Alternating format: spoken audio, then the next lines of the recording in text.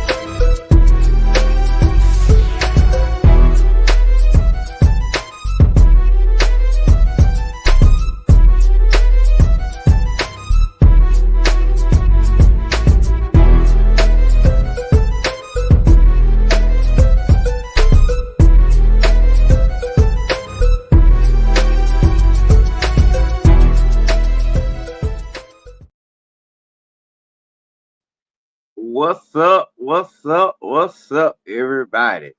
It's your boy Red in the house. I'm back. I'm back from my 3 week hiatus. Glad to be back. Man, boy, still sports world just keep on ticking without you, boy. We still got a lot of topics to talk to. Don't just TV set. My hair really is red. So just but anyway, you guys, man, we got a lot to talk about today, y'all. Man, college football playoffs kicking off as your boy get back. Man, we got Diego Pavia acting like a sore loser. The Knicks finally can raise a banner. Well, not raise a banner, but they can celebrate winning something after all these years. Oh man, we got injuries in the NFL. Oh man, we got We just got a lot to talk about. We got NFL news, NFL players, NBA, even a little baseball news we might sprinkle in there. But yeah, your boy's back. We got a full crew. Real, Coach, Red, episode 403. Let's get it started, y'all, because I have been waiting to talk some sports. It's been 3 long weeks. Let's go.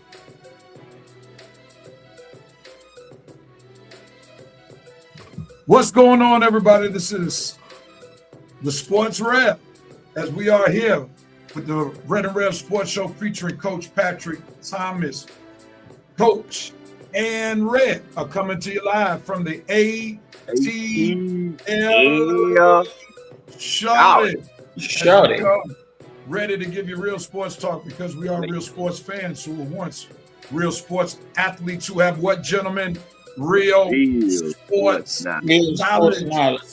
So hang out with your boys, Red, Rev in Coachville, PA, and Coach for episode 403 of the Red and Rev Sports Show. And as is our sports custom, we turn our numbers attention to our numerologists on the panel, Coach Patrick Thomas, who's going to give us something or someone dealing with those 3 digits, 4, 0, and 3. What do you have first, Coach?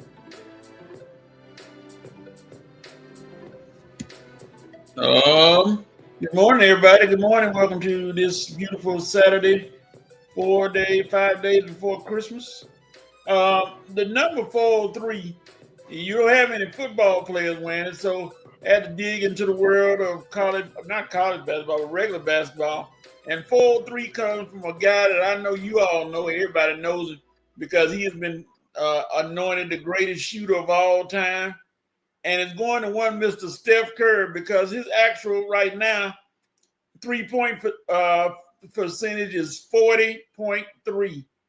So that's our 403 for today. Steph Curry is shooting 40%, 40.3 from the field, from the 3-point line. So there you go. Number 403, Steph Curry.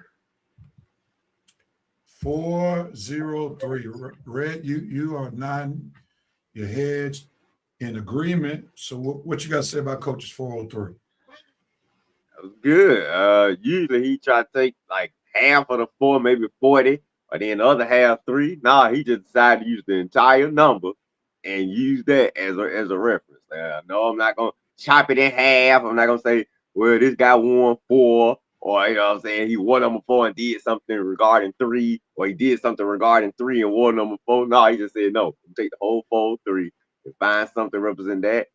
Just chopped it in half a little bit, put the little decimal point in there. 40.3 3-point field goal percentage for your boy Steph Curry. I like it. Now that's high praise from Red.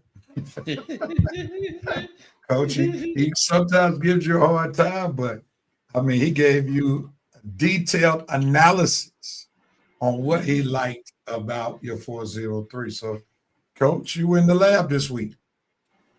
Every now and then you have to dig deep into your sensory apparatus and find something that appeals to the masses. I got you with the sensory apparatus. All right, let's welcome Revenite Nation to the show. This is the best nation for any sports group anywhere, and we want to see who's in the building. Winston Thornton, what's going up, man? We appreciate you hitting that, or chat, hitting that smash, telling people to smash that like button. My bag. Y'all will share. We greatly appreciate you, bro. What's going on? Zamir Jones, thank you so much for tuning in. Kaylee Wright, thank you so much for tuning in. Ava Marie, thank you so much for tuning in. The VP is in the building, ready to slam a ho jolly old Saint gavel down to begin another fire episode of the Red and Red Sports Show. Revenite Nation, get your eggnog and buckle your seatbelts, and let's take the nation on a heck of a sleigh ride. Let's go. I see you, VP. You're excited. You're matching Red's excitement being back on the show today. I like it. The VP said, Coach, no old jokes right now. Nice take. Number 30 and 4 chips. Well done, Coach Willie Patrick Thomas. Yeah, you had plenty of old jokes the other day. Winston said Randall finally woke up on time for the show. Talk about he been working. Come on. You ain't got no job, Tommy. Oh, that's funny. That's funny. I've been away a little bit as well because I do have a job, despite what Winston wants to call me, despite him calling me Tommy from the sitcom Martin. But yeah, it's a busy time for me as it is for Red, and we're glad to have the whole crew, as Red said, back for episode 403 of the Red and Red Sports Show. And you know it must be good because not only do we have the VP in the building, but the president has just chimed in and said good morning, participating in the Porcupine Parachuting Parade in Pasadena, California. What's Pasadena, up? my favorite part of town, baby, LA. We greatly appreciate it. You might want to stay out there because the Rose Bowl will be coming your way sooner than later. You in Pasadena in the right part of right time, Perez. Wear your Kevlar prayers. I like that. All right, gentlemen. Obviously, there's a lot of excitement in the air. I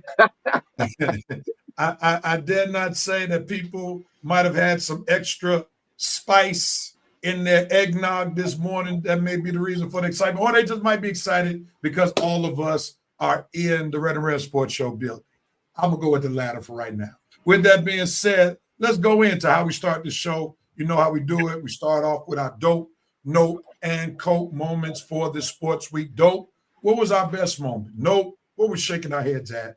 And cope, trying to wrestle with some things that might have gone on this particular week. So, Rem, since you've been away the longest, I'm going to start with you. And the coach said, the president said it's a prickly event. Oh, I have mercy. Oh, I have mercy. All right, Red, let's start with you, man. What are you doping on? I am doping on one, fella, the arena. That's right. The new, well, it's not new, but it's the fairly new YouTube sports show starring Skip Bayless and the Gilbert Arenas. And now they just split it in half now. You know, they do Gilbert runs the football part of the show. Gilbert runs basketball part of the show. Skip runs football part of the show. I like the dynamic. I love seeing Skip Bayless back in the middle, early morning talking sports where he should be, especially with the crew that he's talking with now. I like Akib and Jerry McCoy and the coach, Gruden, Richie Inca. I just like their whole crew. Like I say, I'm glad to see Skip Bayless back on in the morning talking sports, debating where he should be. They even threw a shot on the show at Shannon the other day.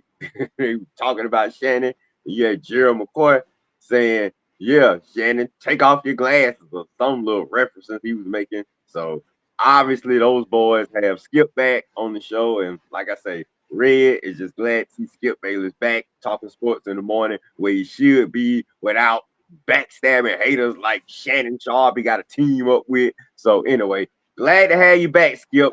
Love the arena. Love tuning in. Gotta watch yesterday's show, but glad to have you back, dog.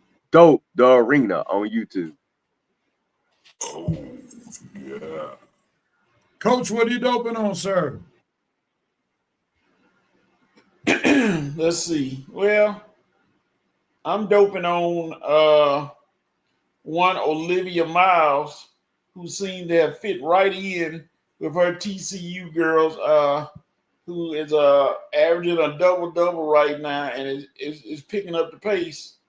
I'm waiting on the day that I don't know if they're going to play Notre Dame or not, but Olivia Miles is having a great year so far. She's listed among the ones who I've looked at for Player of the Year. So I'm going to give it to Olivia Miles for TCU. Winning.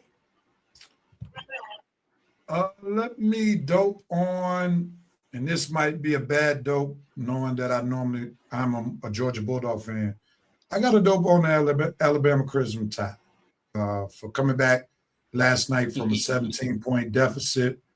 I thought the handwriting was on the wall. I thought Caitlin DeBoer mailed it in after they were down 17-0. Matter of fact, I even posted that get the press conference ready for Michigan, getting their new head coach, Kalen DeBoer. But his team fought hard. Obviously, his team still believes in him, and he believes in his team. And they came back to beat Oklahoma in first round of the college football playoff. I know this is not going to be a great dope moment for Georgia Bulldog fans, because I know Georgia Bulldogs fans hate Alabama. I got to give props where props are due, despite my affiliation with the Georgia Bulldogs. So I'm doping with the Alabama Crimson Tide. Excellent. Absolutely excellent. I know, Red. That ain't supposed to happen, but this is a sports show, and I got to call it the way I got to call it. All right? Coach, what are you noping on, sir?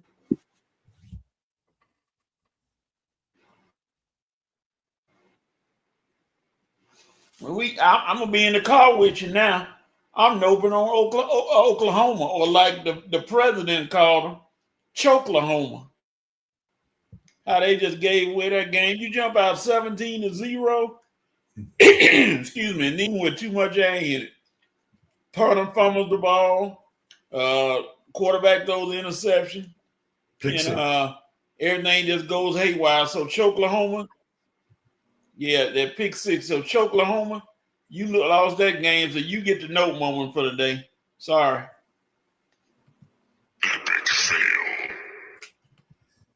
I'll spend a lot of moments hyping this team up, celebrating this team, but I got to call a spade a spade. I got a nope on my Kansas City Chiefs. They just couldn't get it done this year. They couldn't just turn on and off the light switch, and it caught up with them. The suspension of Rashee Rice at the beginning of the season caught up with them. The inconsistent play caught up with them, and just basically the deficiency of talent caught up with them.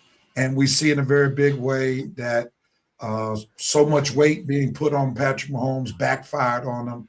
And now not only is he out for the rest of this season, there's a good chance he'll be out for a good portion of next season. So it's a wake-up call for the Kansas City general manager to put a more complete roster. And I'll give you the rest of my take when it comes to my Coke moment in just a moment.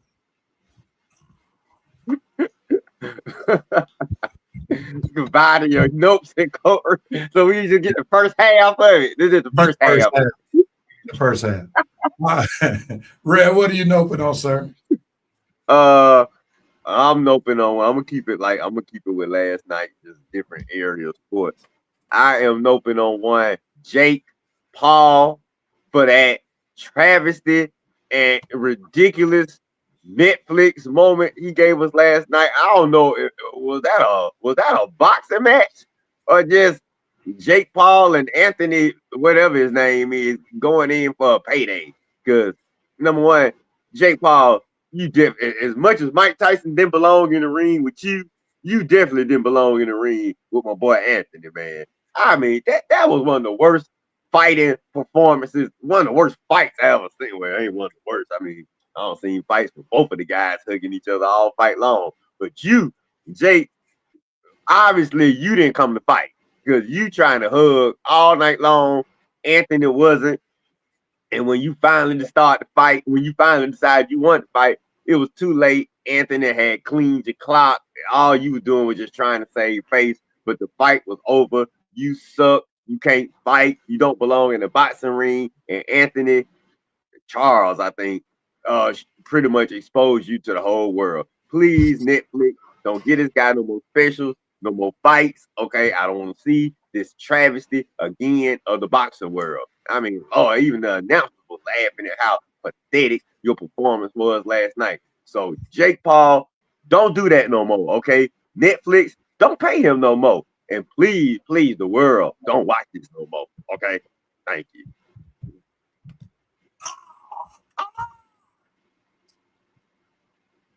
My continuation, moving from nope to cope.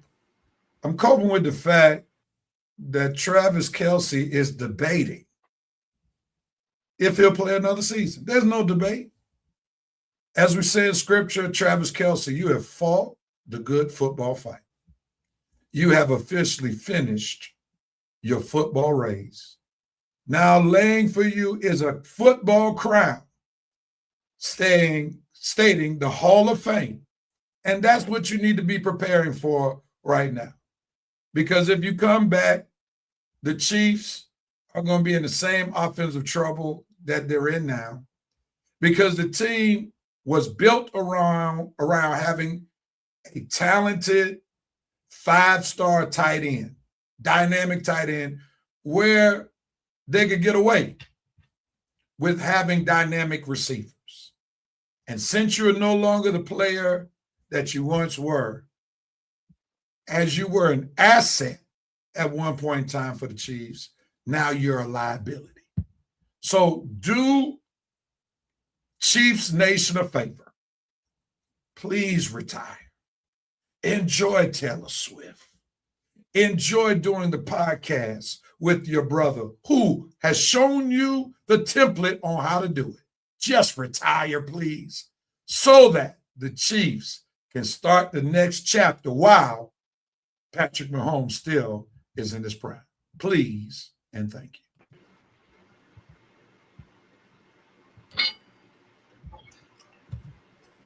All right. Red, what are you coping with?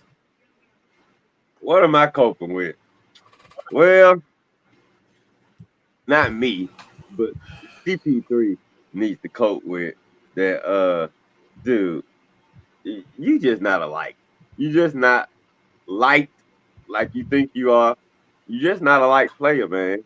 I hate to have to tell you this, but word coming out this week that CP3, for God knows what reason, throwing Halloween parties, inviting teammates. Nobody's showing up. Nobody's showing up none of these events. Nobody on the Clippers like you, CP3. Nobody on most of your teams don't like you, man. Especially after being around you for a while. I mean, don't you get it, man? Do you not understand the writing is on the wall?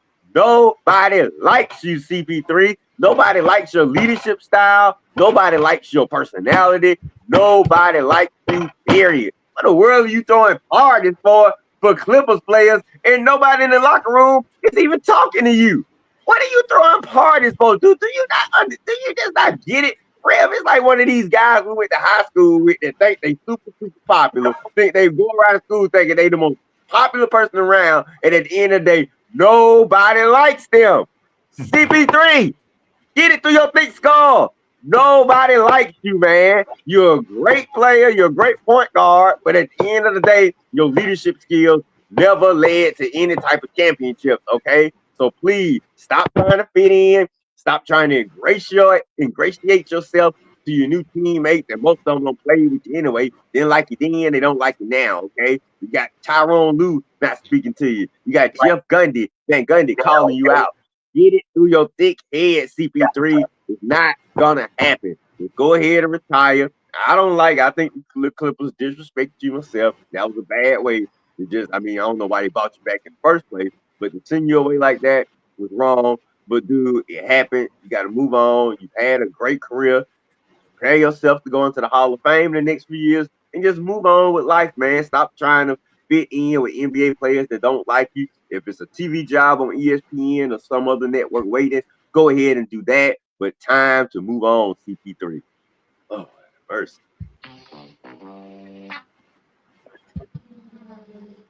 CP3's in a quandary, trying to be the person that he's always been, not realizing he's no longer the player he used to be. So now people are not going to gravitate to the person because he's no longer the player.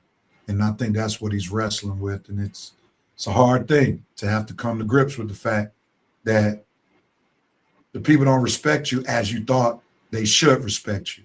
And it is what it is. Coach, finish the segment up. What are you coping with? And then I guess he's coping with the fact that he has to cope.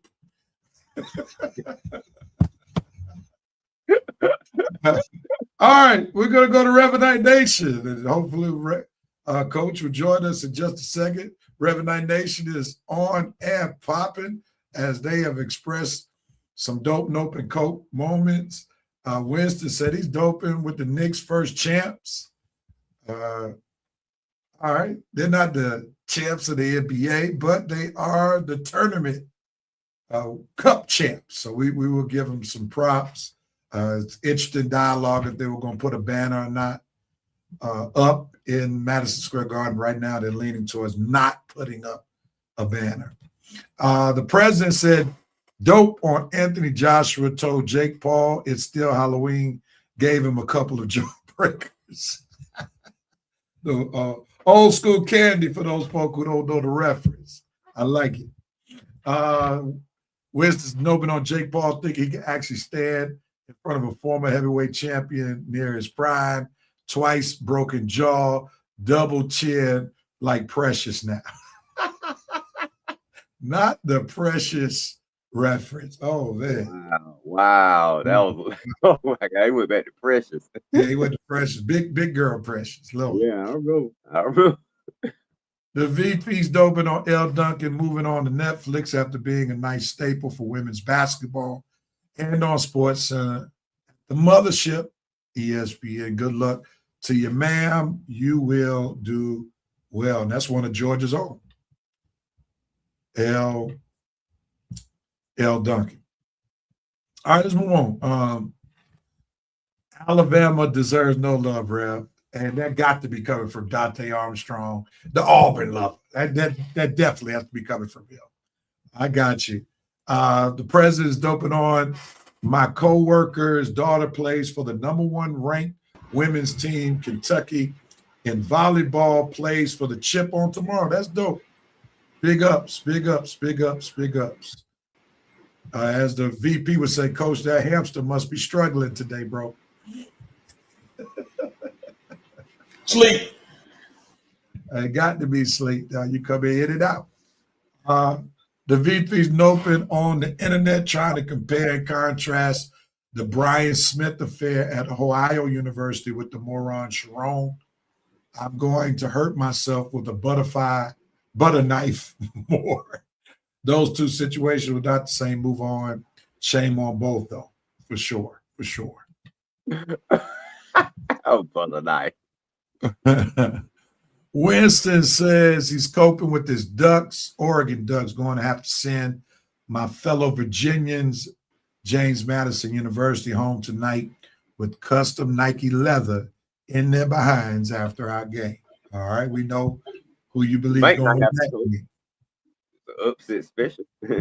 Jerome Case is in the building. He's doping on women's college volleyball tournament. Texas A&M is having an amazing run to the championship on December 21st. The competitiveness is on point. Now, are we just enjoying volleyball, or are some of us getting older and we like the eye candy that's coming with volleyball? I got to make that distinction. I got to throw that out there. But I have watched a little bit of volleyball, and the competition is amazing. And now I see why volleyball is becoming a national phenomenon with a lot of kids across the nation. They have some of the biggest volleyball tournaments across the nation in various cities. I remember when I was in Atlanta, they would have volleyball tournaments that would be part of all of the World Congress Centers, all phases of the World Congress Center. So volleyball is definitely a popular sport. The VP said he's coping as he was thinking about something as FIBA ad came through his Facebook feed. The North American continent will be on hosting duties for the 2026 World Cup. The U.S., Canada, and Mexico will be hosting matches throughout. Will the administration's policy cause a strain on attendance in the U.S. cities, New York City, Atlanta, Dallas, Houston, San Francisco, Miami, Boston, Philly, Seattle, and Los Angeles? Lord help us. World, we apologize in advance. So, VP, to your take, that is part of the reason, in my honest belief, why FIBA placated to the ego of the president by giving him this FIBA Peace Prize that has never been given before, because they knew he was upset that he wasn't considered to get a Nobel Peace Prize. I don't understand how he can even be considered to get a Nobel Peace Prize when he's raising all kind of hell and havoc in his own country. Nevertheless, Fever trying to stroke his oftentimes fragile ego and narcissism. That's part of the reason why they gave him the award that they did, so that he can back off once the games come to the United States of America. As you would say sometimes, Fever was playing chess rather than checkers. Horace, what's up, Hope? He says, what's up, fella? Doping on Stuart Scott 30 for 30. Reminder of how blessed we are to talk sports. Noping on rumors of Belichick spinning the black. Coping on Coach Raw, talking like he really did a good coaching job this season at his press conference. All smile, sit your AS squared or AZ squared down. Yeah, that was ridiculous, man, the way he was cheering and carrying on after the Falcons beat the Bucs last week on Thursday Night Football. You would thought this man was 9-4 rather than 4-9. You know, it's just absolutely ridiculous. Absolutely. Loser, man. He's a loser. I keep telling you, every game we ain't doing nothing while he here. He's just a doggone loser. Yeah. I told you, Rev. I told you that Redskins game last year. I wanted them gone in, and ain't nothing changed. I'm just emotionless like you now, because I know we ain't doing nothing with his sorry self here. Long as Yeah, here, when I was at the game you mentioned, I'm in Washington, D.C., and the way he screwed that game up and the way he didn't put Michael Penix in the best position to win that game, I was done with him at that very moment. I mean, it don't got worse and worse. I thought maybe he realized the errors of his ways. No, he ain't really. He doubles down on the errors of his ways till they just become complete idiotic notions now, man. It's not even the point to pay the guy no attention. I don't know why the fans listen to him during the week on 92.9. Dog, just stop, just sit back like me and Rev and just become emotionless until he's gone, because it's just gonna drive you crazy. You're paying attention to him every week. He's not a winner, he's a loser. His attitude is a loser. I mean, he was exposed already when he pulled that Ike Hilliard crap. So you know, the Ike firing, Ike Hilliard, that whole drama. So, dude, I mean, you keep Zach around when you know Zach ain't helping your offense at all. You let Jimmy Lake stay on longer than he should have. I mean, the best thing you did was hire Jeff Aubrey to fix your pass rush situation. And now, really, that's the only thing that needs to remain. That's the only thing the Falcons did right this year, fix the pass rush situation. Yep. Good points. The president is doping on Elle Duncan becoming the face of Netflix. I remember her beginnings in Atlanta on local sports radio for sure. Jerome Case says he's noping on the out-of-control flopping of Shea Gilgeous-Alexander and the blind eye of the NBA. So that's Jerome's new target, tearing down SGA. I got you. Winston said first equals in-season tournament. Okay, I got you. Oh, I got you. Okay.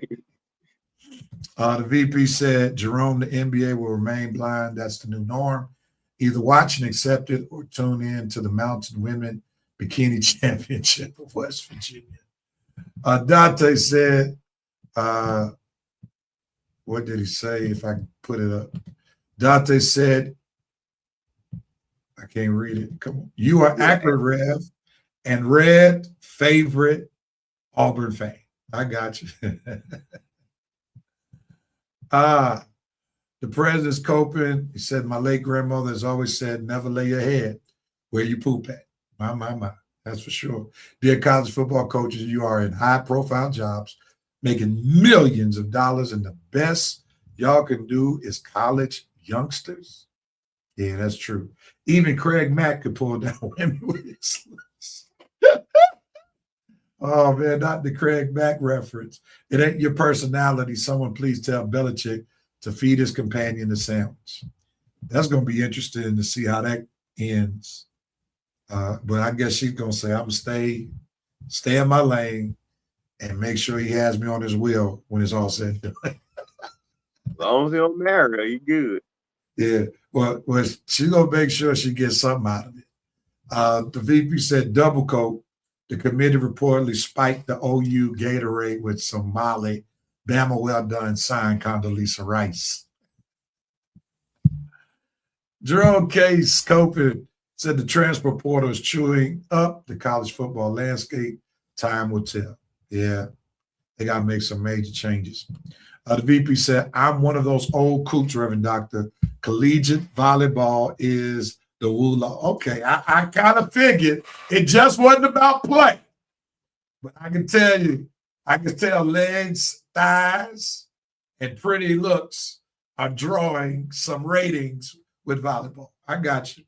The VP said, great point, Reverend Dr. Fever, gave it to them. They're trying their best to keep this upcoming World Cup from being a disaster. Fever moving that rook into a position to checkmate the old stale king. Check. Yep. Jerome said, Rev, when I was in the Army, I used to play on my company volleyball team, and it was a super fun time, especially for basketball players who could dunk. Nothing like spiking on flat-footed pilgrims. I got you, man. Got a high out of spiking on the military volleyball team. I got you, bro. The press said, Bama just scored again. Brent Venables is a gas. Yeah, man. Jerome K said, Raheem is the real dream called Nightmare on Falcon Street. I'm going to say amen. He is our Freddy Krueger, man. Amen to that. All right, we're going to see if Coach's connection is strong. Are you ready? Coach, you ready? All right. Here we go, man. Let's get into this college football. Since we last, well, I don't know. I knew I wasn't here. Red wasn't here. So let's talk about this real quickly, Red. Let's go back to when the selections were made for the college football. What were your initial thoughts, Red, when you heard about Notre Dame turning down a bowl bid because they were salty they weren't chosen to be in the college football playoff? That's exactly what I thought. You used the correct term perfectly. Salty, salty, salty. Somebody should put some pepper in their Christmas stocking this year for being so bitter. I mean, Lord have mercy. I mean, look, Notre Dame, like everybody has stated, you have done this to yourself. This has been building up over a period of time. Your refusal to get in the conference because you love that NBC money so much. Well, hey, look, you pick your poison. You want the money or you want the prestige and the respect of being a champion. Sometimes you can't have it both now. I mean, how much money you gonna lose anyway if you get in the conference? Not like you're just gonna be in a poorhouse or something. Not like you ain't gonna get any money. I mean, you're a top college football program. Cash will be coming your way, especially if you win it. But look, Notre Dame, they letting the greed take over from NBC. Okay, fine. You don't want to get in the conference? Well, you can't whine when the college football have policies and rules they follow when it comes to conference winners and conference championships. You're not in the conference. You didn't play in the conference. You can't be a conference champion if you're not in a conference or the thing. So if the conference champions get more leeway than just independent school like you, and hey, that's the risk you take when you keep it independent. Okay, so sorry, I mean, tell some of these folks like, I want to be independent. Well, you are independent. Now live with it. Live with what you got to do when you're independent, or live with the consequences of being independent. So sorry, Notre Dame, no sympathy. They've been warning you and telling you for years when they expand the playoffs that this might happen. You don't want to listen. Okay, so you being bitter and saying, I don't want to play in no bowl game because we so better and y'all doing this wrong. Well, who cares? You think we're going to miss you? The college football playoffs and the college football bowl season will carry on without you, okay? I don't think it's anybody in the sports world saying, oh, please, Notre Dame, can you please play a bowl game? Nobody cares. You ain't making us mad. You ain't hurting us. We don't care, Mr. Robinson, whatever your name is. I don't know why you doing this anyway. That the black coach, He need to be saying, "No, I'm trying to play in every game because I'm trying to make my resume look good." So you see, they don't pull his little silly butt and they little arrogance too. So hey, you gonna fall? I promise you, dude. The coach, you the one that's gonna fall on the sword when all this is said and done. Okay, when the disappointment comes in, it's gonna be you, Mr. Follower, Mr. Copycat, saying I ain't playing in the bowl game. You the one that's gonna fall on the sword. Okay, so personally, Rev, if I was the coach, I would have said, "No, let's play in the bowl game. Let's show these clowns what they missing. I'm trying to get as many games on my resume as possible." But I guess he don't see it that way. He thinks he's falling to under the Notre Dame spell like the rest of them.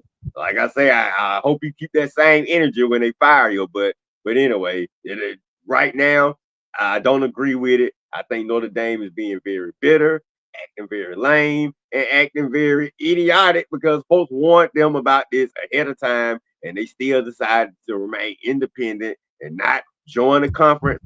After all these other teams were making moves, joining different conferences and whatnot, Notre Dame, you had your chance. You still declined it. So, hey, this is how the cookie crumbles. You have nobody to blame but yourself. You made your decision. Now live with it. But in the meantime, go Dogs.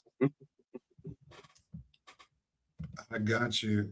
The VP said this. Not sure if being in a conference would have helped. Technically, they're an ACC school by proxy. They lost to a conference opponent. They screwed themselves. They have the Memorandum of Understanding, MOU, in their back pocket. They're good, signed the president of NBC. Cash, they're good.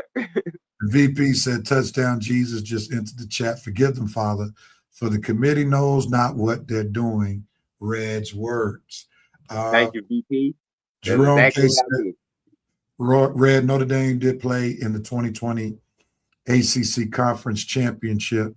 Notre Dame blames the ACC for excluding them this year. Hey, and we all know when college football set the parameters during the pandemic, that's why Notre Dame decided to be a part of the ACC that year, because they had to be in a conference in order to be able to qualify for the 2021 college football playoff.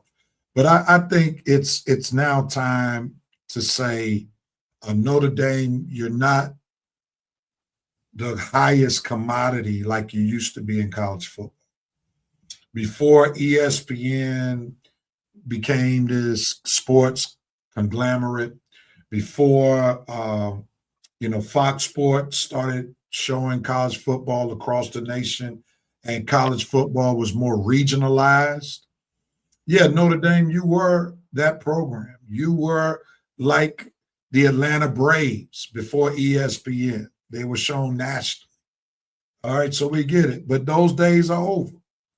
Everybody is national now. They're showing black college football nationally now. So that's not impressive anymore. And I think college football finally needs to put their foot down and say, Notre Dame, you need to comply with everyone, like everyone else, and get into a conference. And I think the college football sold their soul, given this memorandum of understanding by saying if Notre Dame is in the top 12, they get an automatic bid. And that's absolutely ridiculous because, again, you're going to mess around and penalize teams who make it to the conference championship who lose. So college football, you've already created a huge mess with not paying players well before the court system finally made y'all pay them. You screwed up with the transfer portal. College football is just a complete mess, and doing things like this is going to make teams even mad. What's going to happen, some college athletic directors already said, they're not going to schedule Notre Dame, so it's going to make their schedule be weak if they don't schedule them. So then Notre Dame is going to count, and then you got a constant battle going on with that. So college football has just made a huge mess with that foolishness, and it's going to be interesting to see how big the mess will wind up being. With that being said, we know The college football playoffs started off yesterday. We've already mentioned Alabama coming from behind to defeat Oklahoma 34-24. Oklahoma was up 17-0 at home. And a pretty fourth down play, which gave Alabama their first score. They didn't look back, scored 17 unanswered, and then they wind up pulling out the game victoriously. What would you say about the game in its entirety, Red? Well, Rev, I'm not gonna lie.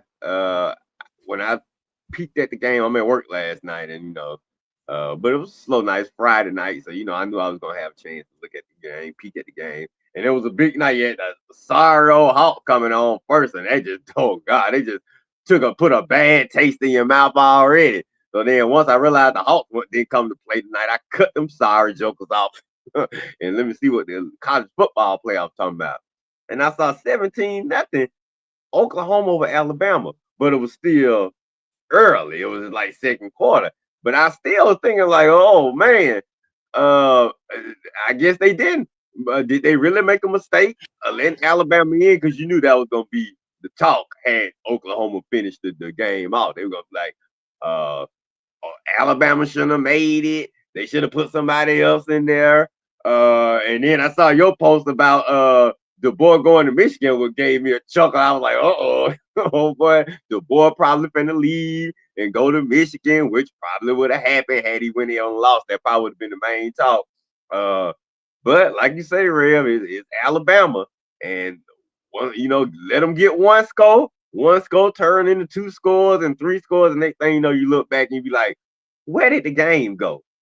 And I know I was thinking about, you remember that Falcons game versus the 49ers a few years back when we had a 17-0 lead at home. And then we blew the NFC Championship game, another Matt Ryan masterpiece in the second half. Thanks, Matt. But anyway, Oklahoma was up 17-0. And I think Alabama, I think it was that fourth down play. Because I think had Alabama not gotten that fourth down play, I think it was 4th and 2, and they hit it, and I think it went for a touchdown. Or either they hit it and they went for a touchdown a couple of plays later. But anyway, it was that key fourth down play that Oklahoma, to me, gave up. Because had they stopped that, I think Oklahoma would have went down the field and scored, been up either 20-0, 24-0. They probably would have went on it and finished the blowout. But like I say, it comes down to key moments in the game, and that fourth down was a key moment in the game. You allow Alabama to get on the board and score, and then soon after that, you got the punter, Lord, fumbling around with the ball. How many times you ever seen a punter drop a ball before he kicked? I see it, and I knew, Rev, when that happened, I said, okay, here comes the silly crap right here. They got a 17-0 lead. You just gave up a score. And now you finna kick the ball away, get them in deep field position, and here go the punter dropping the ball. You pick it up, and I knew when he picked it up, by the time you got ready to do it again, Alabama players were gonna be there. Okay, this is Alabama. You can't make these type of mistakes versus Alabama. So block punt. You give Alabama the ball in great field position. Blink your eye. It's 17-14. Or was it 17-10? No, 17-10. All right, kick the field goal after the block punt. So you blink your eye. First it was 17-0. Blink your eye, 17-10. So now you can already see the momentum turning for Alabama. And then I think I went to do something else. Came back to the game, tied up, 17-17. And I guess I heard the announcer say it was a pick 6. And I saw the highlight of it. Good Lord, boy. I don't know if it was Jake Mateer or whatever, Oklahoma Jacob Mateer, or was that Matt Hasselbeck throwing a pick 6? You remember the way Matt Hasselbeck threw those pick 6s around? Just look right at the guy, just still throwing over there when he see the guy right there. Like, dude, do you not see him? He's standing right there. You're not gonna get that ball past him. So anyway, Rev, another dumb Matt Hasselbeck pick 6 type play. Tie game, Alabama up, 17-17 up. Oklahoma choked the lead away, and you know how the cookie crumbled after that, Rev. Me and you both probably knew once they tied it up 17-17, that this ain't gonna be good for Oklahoma. And then right after the half, they look up, Alabama up 24-17. Oh, have mercy, man. Like I say, it was just a bad choke job by Oklahoma and another comeback masterpiece. Like you say, you got to give Alabama credit. I ain't giving them no credit. I ain't giving you no credit. Oklahoma lost that game. They allowed y'all to come back in that game, but you took advantage of their mistakes. So, like Rev said, teams deserve credit when you take advantage of other teams' mistakes. But I am not giving you no credit for Oklahoma's choke job, okay? Because that was a choke job in the making. Oh, have mercy. How many times we see punters drop kicks like that? Yeah, I have to agree with what you were saying. I'm going to go back to the Notre Dame talk since people in Revenant Nation had some comments regarding that. The MOU is akin to Pontius Pilate washing his hands. I like that scripture reference. Jerome K says, Rev, you're correct. Notre Dame had leverage before college football was on national TV or cable darn near 4 days a week. Facts. Winston said nobody's going to schedule Notre Dame. Will bounce them out the top 12 and void the MOU. It's going to force Notre Dame to join the conference within the next 2 to 3 years if they want to participate in the CFP. I can see that. 24 unanswered points. Those OU fans had a 28-3 flashback from Atlanta Super Bowl versus the GOAT being Tom Brady. The VP said, Rev Rose, that was a great NFC Championship game with my Niners and the Falcons. It was great for you. It was awful for us. And then Jerome K said, how did Matt Ryan catch a straight? The Falcons defense choked. Whatever. Matt Ryan stopped playing when he got scored 17 points. You can't stop playing. Offense didn't do anything after that. So, yeah, Jerome, the defense and the offense blew the game because the offense just can't stop playing now. God. I still can't understand how people can say the defense choked in the second half after they held the Patriots to 3 points going into the fourth quarter. Matter of fact, let's not forget, part of the 28 that the Falcons had was because of a pick six by the Falcons defense. Right. Matt Ryan only scored 21 points. Y'all favorite quarterback, 21 points. Get out of here. So when is the onus on the offense to number one, score points, to number two, at least sustain drives? They were 3 and out. Then Matt Ryan, sack fumble. I mean, you're putting the defense back there, back on the field the whole second half. Like, why can't we understand this? If the offense not putting up points or winning time of possession, it's going to wear the defense down. These guys are humans, not robots. I still can't believe we're doing this. Not playing complementary football. Exactly. It has to be balanced. Man. We still doing this 8 years later. It's amazing. All right, Rev, you know, the Matt Ryan levels are like the Trae Young levels, man. Can't tell them anything. And you see, since Trae Young been back, the Hawks are 0-2.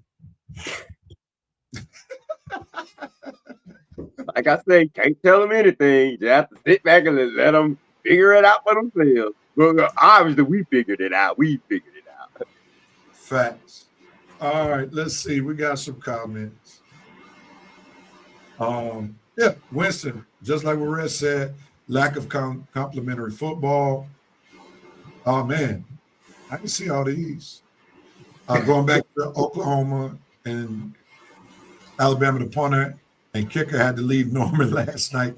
No way I'd go back to my apartment if I would have. Yup, and the kicker who has been lights out basically all season missed 2 important kicks. Oh, yeah, that was bad. That kicker. Yeah. They were pumping him up before he got in the game. Like, oh, yeah, this kicker, well, he's the best in the country. Man, he came out and choked 2 kicks away. Man, y'all just exposed him. Didn't give them a chance. Choke. The VP said that punter saw a 330-pound beast rolling his way. It was fight on flight. I get it. Hey, when you play Alabama, you may have to flight, dude. You gonna have to take that hit. This Alabama right here. Yeah. Jerome K said the Oklahoma QB made about 5 bonehead mistakes. Yeah, I agree. And he was just too jacked up. You could just tell the way he was throwing the ball, even though Kirk Herbstreit was giving him praises, how the ball was coming out of his hands. I just thought he was too pumped up, which caused him to miss some throws. And then he wound up throwing that pick 6, which literally changed the momentum of the game. Rev, one play he missed big time when he got out of that sack and he rolled around and he missed Buddy wide open down the field. I was like, oh my God, how you miss him? Yeah, because that dude, all he had to do was catch, turn around in the end zone. That was 6 points. Mattia was channeling his inner Neil O'Donnell, Larry Brown just entered the chat. I like that. The VP said, Matty, Rice, Patty, you can't take that sack. Field goal put you up 2 scores with 5 minutes remaining. That sack rendered Julio Jones unbelievable catch on the side for sure. And Julio had bailed Matt Ryan out, being Stretch Armstrong, catching that ball, setting him up for the field goal that would have put him up 10. That catch would have went down as one of the best catches in Super Bowl history. We still be talking about that catch today. Had Matt Ryan did his job and completed the mission. God. Agreed. Agreed. The president said, might as well have the legendary Bubby. Not Bubby Brewster. Jerome said, Rev, my comments was about the 49ers game, not the Super Bowl. Okay, I got you. You talking about the NFC Championship game they won. Well, they blame it on the ref not giving Roddy White the little flag. No, I think he's talking about the NFC Championship game. That's it. No. Was Roddy White on that Super Bowl team? No. 2012 team, real. We played San Francisco in the championship game. You remember? Okay. Yeah. Okay, I got you. Super Bowl team. That was the year after Roddy left. I got you. Vince, the VP said Jerome Case knew what you were talking about. Their PTSD kicked in regarding that failed Super Bowl. The president said the members of the 1992 Week Street Asphalt Parking Lot team played offense and defense at the same time. No pads. Jerome K said, Rev, who would you rather have today? Ryan or your current QB stable? If 44-year-old Rivers can come back, Ryan can come back today. Come on, Matt. Now, I'm going to be honest. I would rather have the current quarterback, Michael Penix. And this is the reason why. I don't know what he's going to be as a finished product. He might be finished altogether because of injuries. I don't know. But the jury is still out on him. There's no jury out on Matt Ryan. He cannot win the big game. So I already know. Now, if you're talking about trying to pile up victories and not have any championship significance, get me right. But if I want to have a chance of winning the championship, I know Matt Ryan can't do that. So there's no need for me to try to pitch Matt Ryan. I don't know that for sure with Michael Penix. It's not looking very likely right now because of his injury history. And it's not looking very likely because of the poor coaching. But I still have hope in Michael Penix because he's not a finished product. Red, you want to chime in?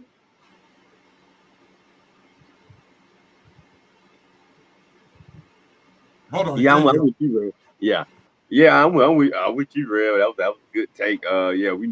We know we got in Matt Ryan. Gonna win some regular season games, get to the playoffs, and have us all on the edge of our seat, playing like he ain't never played before, making mistakes that he ain't never made before. Like I say, he just turned into another guy when the playoffs start. Reason, that's why he has a 4-6 playoff record in 14 years. Only played in 10 playoff games in 14 years. So think about that. Think about that, real. Matt Ryan total has 10 playoff games. I bet you Patrick Mahomes probably has, in 2 years, probably has 10 playoff games.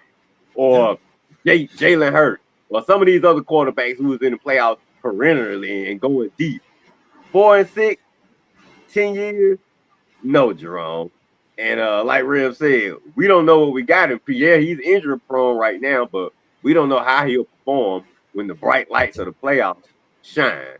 So I can understand his take right there. Now, personally, I don't want Matt, I don't want Penix or Cousins. I'm not ready for Falcon getting to a quarterback. But if you had to choose between the three, you know what Kirk Cousins is about, you know what Matt Ryan is about. Penix is the question mark. That's why you take it. Now I will add this caveat that Jerome said he's just pulling our chains. I will add this caveat.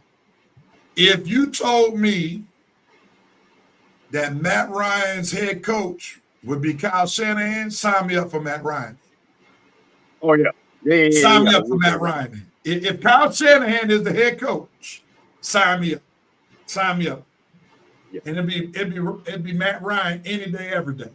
But if Kyle Shanahan ain't holding his hand, speaking to him through his helmet, I don't want no part of Matt Ryan. All right. Great, real. Jerome K said today, this season, Matt will help Penix develop. Come on back, Matt. Forget these haters. The president said the QB should change his name to Fidel Castro. Hashtag overthrow. Talking about Matei of Oklahoma. Winston said offensive players are better athletes as a total unit than defensive players. They are built to run all day long and sustain drives. Defenses are better when they play in spurts because it's reactionary. I like that. That sounded like you learned that either on your own through playing or you read that somewhere. That's a very astute take, man. I appreciate you sharing that. Now you cool. Winston, a former athlete in Virginia. You sports. Yeah, I like that take. That was real. That's a great explanation between the difference in football between offensive and defense. I like that. All right, Winston, don't call our show trying to turn it to the eye test now. This is the Red and Radio show. You can't be the smartest one on our show now. Well, we gotta give props where props are due. We welcome scholarship. Yeah. We welcome sports scholarship to the show. I like that. Matter of fact, I'm gonna have to screenshot that tape right there so I can use it one day. I like it. All right, Coach. You weathered the storm, man. You've been on, hadn't gone in and out. I don't want to say your name again because I was afraid you're gonna check out of here one more time.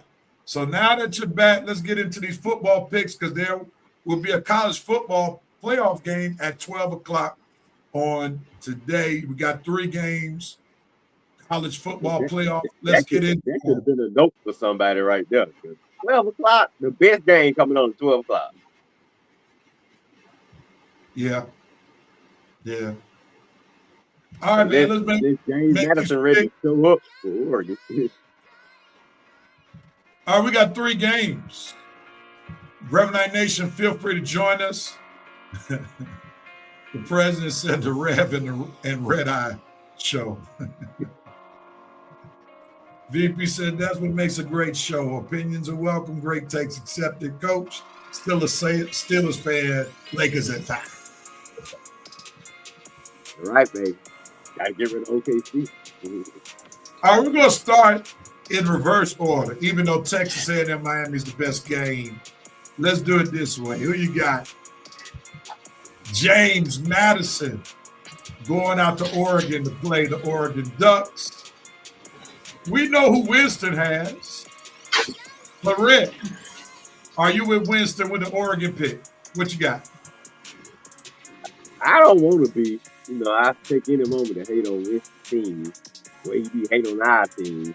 But can't do it this week, Winston. Your Oregon Ducks had better beat James Madison. I mean, if your Oregon Ducks lose James Madison, you ain't gonna hear the end of it, man. When your butt been talking trash, I am gonna clown them Duck tails from here until the start of next season.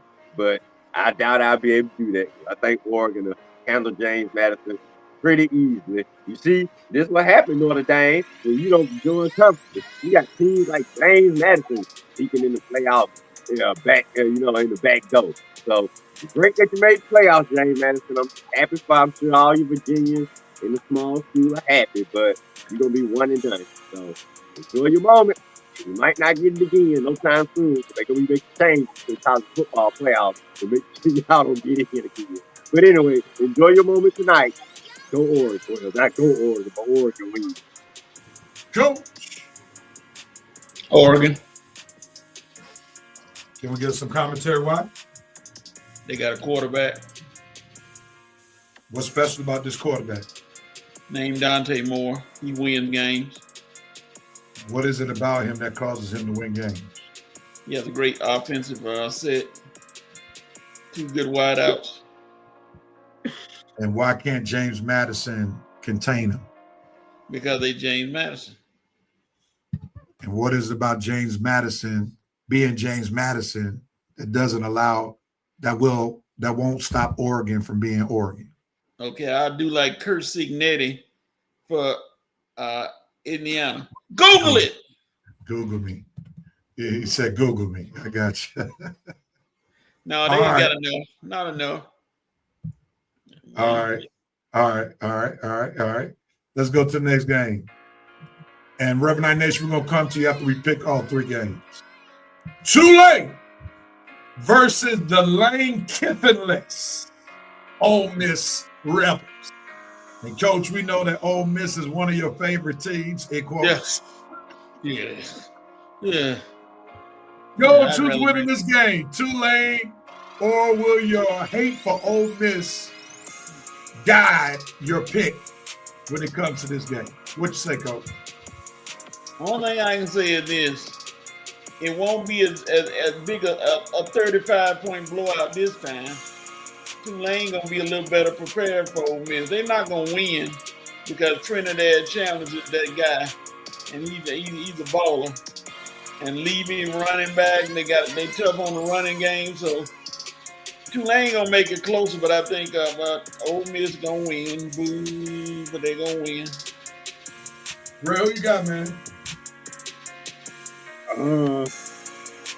Who I got, Rev? I got sir. UGA on the 1st of January when one of these teams come out there and play. So that's what's gonna happen right there. Well, which one of y'all want to get beat down? You want it, Tulane, or you want it Ole Miss? So somebody gonna get the beat down on the 1st of January, and it's gonna be one of these 2 teams. Now, Tulane, I would love for you to pull the upset. I don't have to worry that much. I know ain't no non-SEC school like you can ever knock my bull all out. But Ole Miss, we handled you before. We handled you again. And this time you ain't gonna have your coach there holding your hand. Because you might not put up that 35 you put up on last time. And we might not have to put up 43 that we had to put up last time. So either way, we'll see. But Ole Miss should win. And then we'll see you on January 1st, Ole Miss.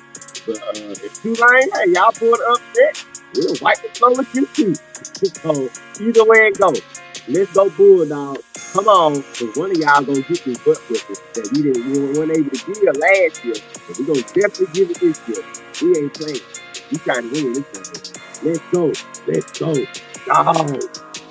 But Ole Miss, real. All right. Going to the last game, Raiders back on you, Reverend Night Nation again. Feel free to share your picks. We're coming to you right after. We got Miami, Texas A&M, the most high-profile game going on in the college playoff today. Red, who you got, sir? Oh, boy. Woo. What would be my wish? For Carson Beck to pull a couple of upsets so he has to face us in a few weeks, and we really can eliminate him. Boy, what a game that would be. Miami versus UGA. Carson Beck versus his old team. Man, but I don't think they're going to make it, real. I don't think they're going to make it. I think Texas A&M is going to open up a can of whoop you-know-what on them today. Miami, y'all, you play well, but you're not consistent. You make mistakes. in games, and those type of mistakes that you allow teams to hang around, you can't do that with Texas A&M because they're gonna blow you right out the water. This is SEC, baby, and y'all ACC. So look, you playing the big dogs now. So I think Texas A&M just gonna be too much for Miami. You got Carson Beck down there, probably gonna turn the ball over a couple of times, and that's gonna really set Texas A&M up for a victory. So Carson Beck, no turnovers, Miami might have a chance. Carson Beck with turnovers, Miami has no chance. Okay, and I think Carson Beck gonna have a few turnovers today, so that means Miami gonna have no chance. And my boy, what's his name? Reed, my boy Reed from Texas A&M, gonna put on the show. He gonna make the plays he need to make. His playmakers down there, my boy Conception, and let me stop acting like I know these guys. Anyway, Texas A&M. Coach, who you got, man?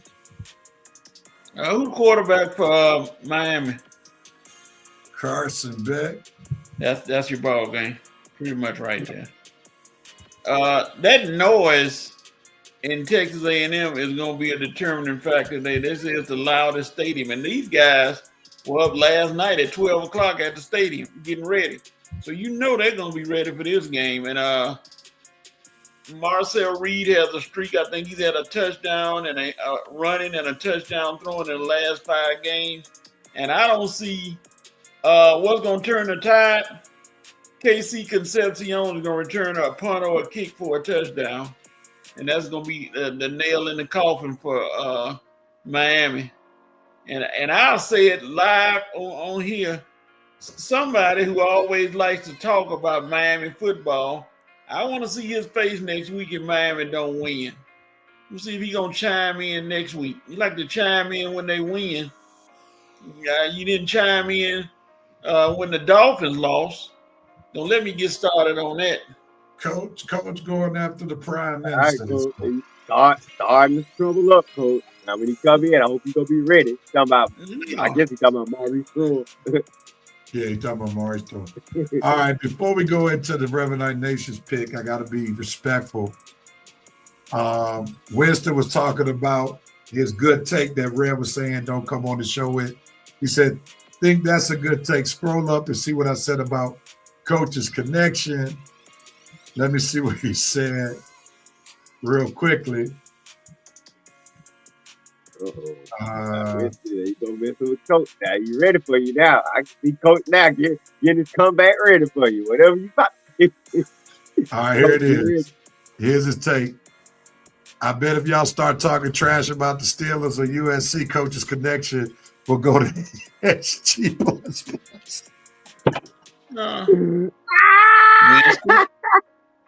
Winston, let's sit here while I'm here in front of you and count the numbers of national championships that Oregon has won. I'd like to do it. Let's do some math right quick and count the number of championships that Oregon won. And don't talk about we in it this year because you hadn't won anything. There's 12 other teams in it. Let's talk about that. I'll be waiting on your answer. Now Jerome wanted in on the fun. Now, Coach gonna get you, Jerome. I'm just tell you, I'm gonna leave it up here so he can get you real quick.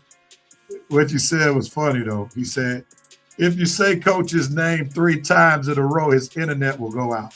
Leave it there, Rev. Leave it right there. And look how he spelled Coach. Look how he spelled Coach. Man.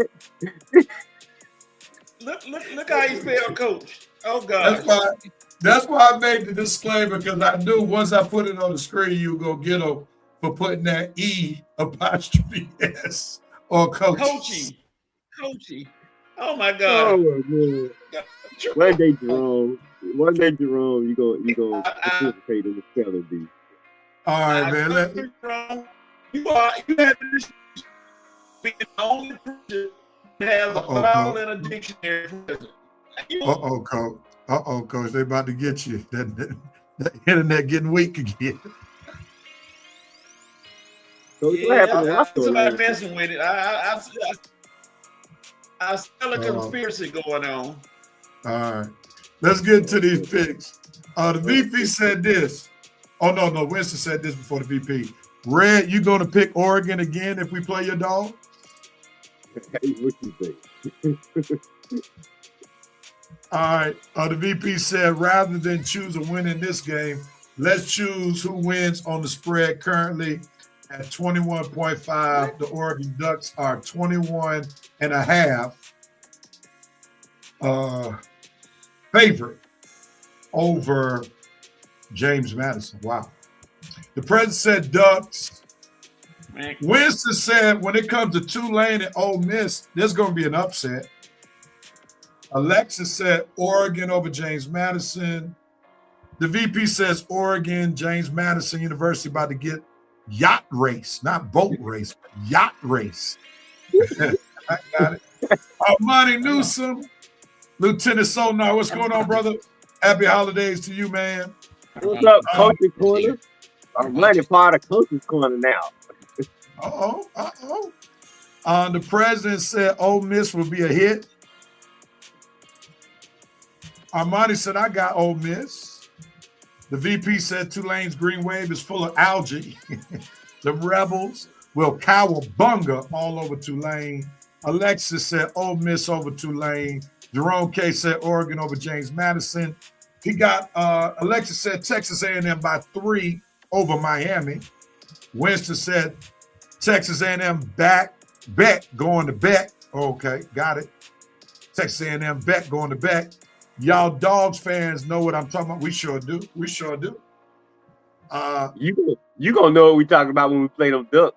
Well, then get ready. Duran K said Tulane upset the Republicans. Need a little bit more to get that. Oh, okay. I got you. He's called Ole Miss the Republicans. Got you. Thank you, Red, for helping me on. I was on the slow bus on that one. Texas A&M said, Texas A&M said. Armani said Texas A&M over Miami. Jerome K said, nah, man, Miami over A&M. Beck for redemption. That's the minister in you, I can tell. The president said Miami will shock the world. Smell the push pick. Come on, I want to play them.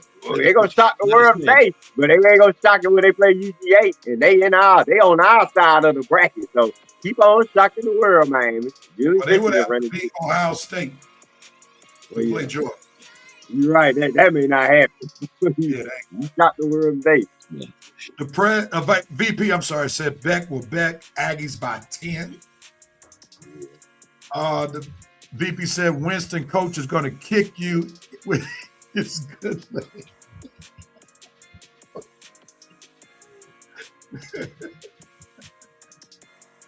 And VP said be sure to spell it correctly.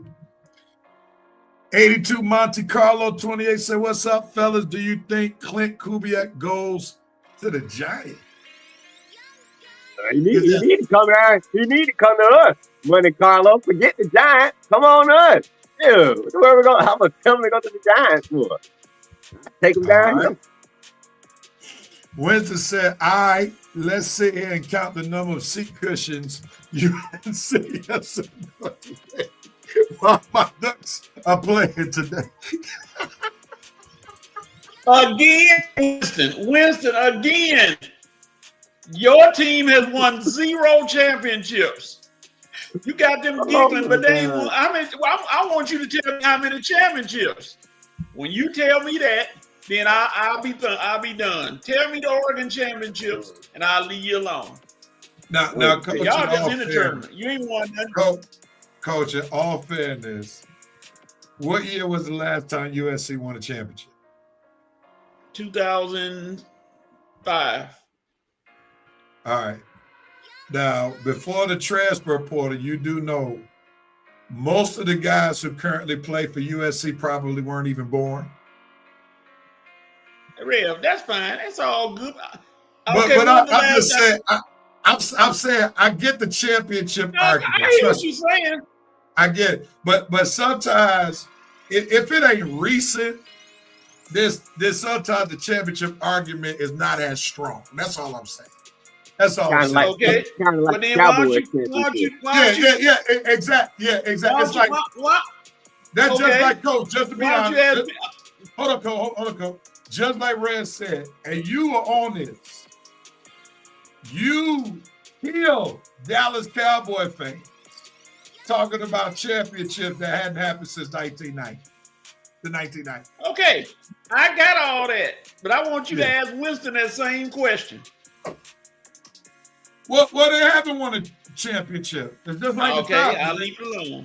Yeah, but Coach, but if we're honest, Oregon has been much more relevant this past decade than USC. If we're honest. Yay. They win game. Yay. But no championship. But USC ain't even winning games. USC ain't even been in the playoff yet. That's okay. No, it's not, Coach. Don't you say it's okay. Don't you dare say that, Coach. Buffalo Bills. Because you were talking about Lincoln Riley need to get it done, Coach. Don't be hypocritical now, Coach. You know you don't like the job that Lincoln Riley's doing. I give him credit for winning more games. I'm still waiting on the championship though this year. While you talking about we sitting and watching, we sitting and watching, waiting on y'all to win this year, Mr. Winston. All right. The VP said Lieutenant Sonar in the building. Winston said Red with the secondary y'all got, y'all not going to be talking about much if y'all play my Ducks. Hey, have you been watching us lately, dog? Our defense has been really on point. I just noticed it myself, but our defense has been on point the last few games. So it's coming around at the right time. Yeah, you're right. We were playing like crap pretty much most of the season. But Rev, if you notice, last few games, man, started with Charlotte, Tech, Alabama. Our defense playing at the right time. So you want to talk that noise when our defense playing like this? Come on, we ready, baby. We are ready. They are becoming a slight reminiscence. They're slightly reminiscing the championship defenses. Slight, and let me spell it with all caps: SLIGHTLY. Slightly, they are slightly. The real. To be honest, if our offense continue to play, they will put up points. We really just need them to play slightly. Just make the stops you need to make. I still don't trust Gunnar Stockton for 4 quarters. He has spurts. I agree. So that's why they got to be on point. They got to be on point. The press coach is gonna break out his dueling pistols again. Not the Wild West, Mr. President. Oh my goodness. Oh, that's back in the day. What's that guy? That famous outlaw. I forgot his name. 82 Monte Carlo Red was saying he was asked the question because he heard it on the NFC roundtable. Oh, okay. Oh, yeah. I mean, Clint Kubiak could be a great head coaching prospect. I just like if the Falcons are gonna make a change and it's the offensive guy that we should go with, he would definitely be a good name to look at because the family background. Kubiak. I know the offense they'll be running, but we might get us another quarterback. But Clint Kubiak wouldn't be another bad name to look at, real. I got you. Armani said, referring to USC, I wasn't even 10 last time USC won a championship. I'll be 30 next month. That's how long it's been. Oh, now you jumping in here, Longhorn. Well, he's an Alabama guy, Coach. You know he's Alabama. Yeah, I know Longhorn gonna jump in here. Winston said, my oldest child is almost as old as y'all most current championship. We don't have a chip, but we have a better shot than y'all do. Got to get in it to win it. USC will win the shop. Whoa. Wait, hold it. You been in it and you still ain't won it. What you talking about? You been in it and you still ain't won it. That man Winston's pretty clever. He said, y'all window shopping. I'm trying to figure out, Winston, how old is your oldest child with your old self? Jerome K said, let me chime in. Coaches out here counting AFL and I'm not. Jerome, I can't talk to you about no championships because I know you haven't seen any. At least not spelling bee championships. Man, I came back in the right day today for everybody getting good today. We're going to pause right here, man. This is a great time for halftime. Man, I forgot we passed half when y'all talking stuff, man. Woo. Winston said I'm 38 and my son is 12. Oh, okay. All I right, got a 20-year-old kid. I thought we was about to say, Rev, you had a grown kid. for sure, man. This halftime of the Red and Red Sports Show, we gave you our Don't Know the Coke moments. Also, we had our college football picks. We're coming back on the other side with more football, basketball, and some baseball on the other side of halftime of the Red and Red Sports Show. We will be right back.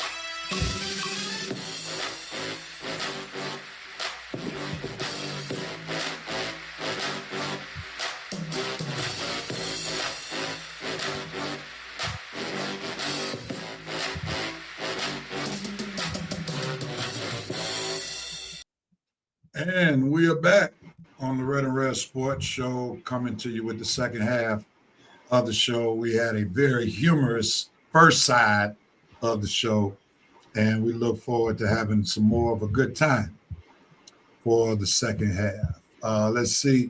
Armani said, I tell you what, Coach, Lincoln Riley will be on the hot seat next year.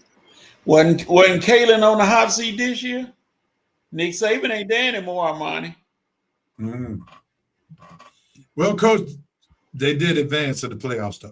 Yeah, they won. They beat Oklahoma. Choklahoma. Well, Coach, they are a playoff team, Coach. Come on now. They advanced. I ain't going to knock them. You know, it's not the thing of knocking them while they're in there, because you got to give them credit for getting in there, but you got to finish the drill. Like they always said, finish the drill. Okay. That's fair. That's fair. All right. Red, are you with us? You muted yourself, sir. All right, y'all. Sorry. All right. It's now time for our 5 for 5 segment, where we will pick up with 5 hot topics, and Red and Coach will talk about that hot topic for 1 minute each, or they have up to 1 minute. 45 seconds shows that they have spoken for 45 seconds on a single screen, or they can speak on a single screen for 45 seconds. Once we go to the full screen, that means they have 15 seconds left. If they go over that minute, we will hit the mute button. And while they are talking, Revenant Nation, feel free to put your comments in the chat, and we'll come to you all with your comments. And if there's any time left, Rev will share his 2 cents. So I believe there is a VP sighting who gives us our instructions for this segment. He has given us the instruction to cue Lunits, and we will do just as the vice president instructed. And there is the cue. So now, 5 is on it for 5 for 5. Let's do this. First topic at hand. Vanderbilt's quarterback. He started hating on the Heisman Trophy winner, and he flipped off at a party in New York City. Brother Mendoza, from Indiana who won the Heisman Trophy. Coach, since you got a good signal right now, let's jump right at you. What you got to say about this? Diego Pavia, you went from a hero to zero in just a matter of time. You're an idiot, sir. You're a plain idiot. I ain't no need to call you anything else.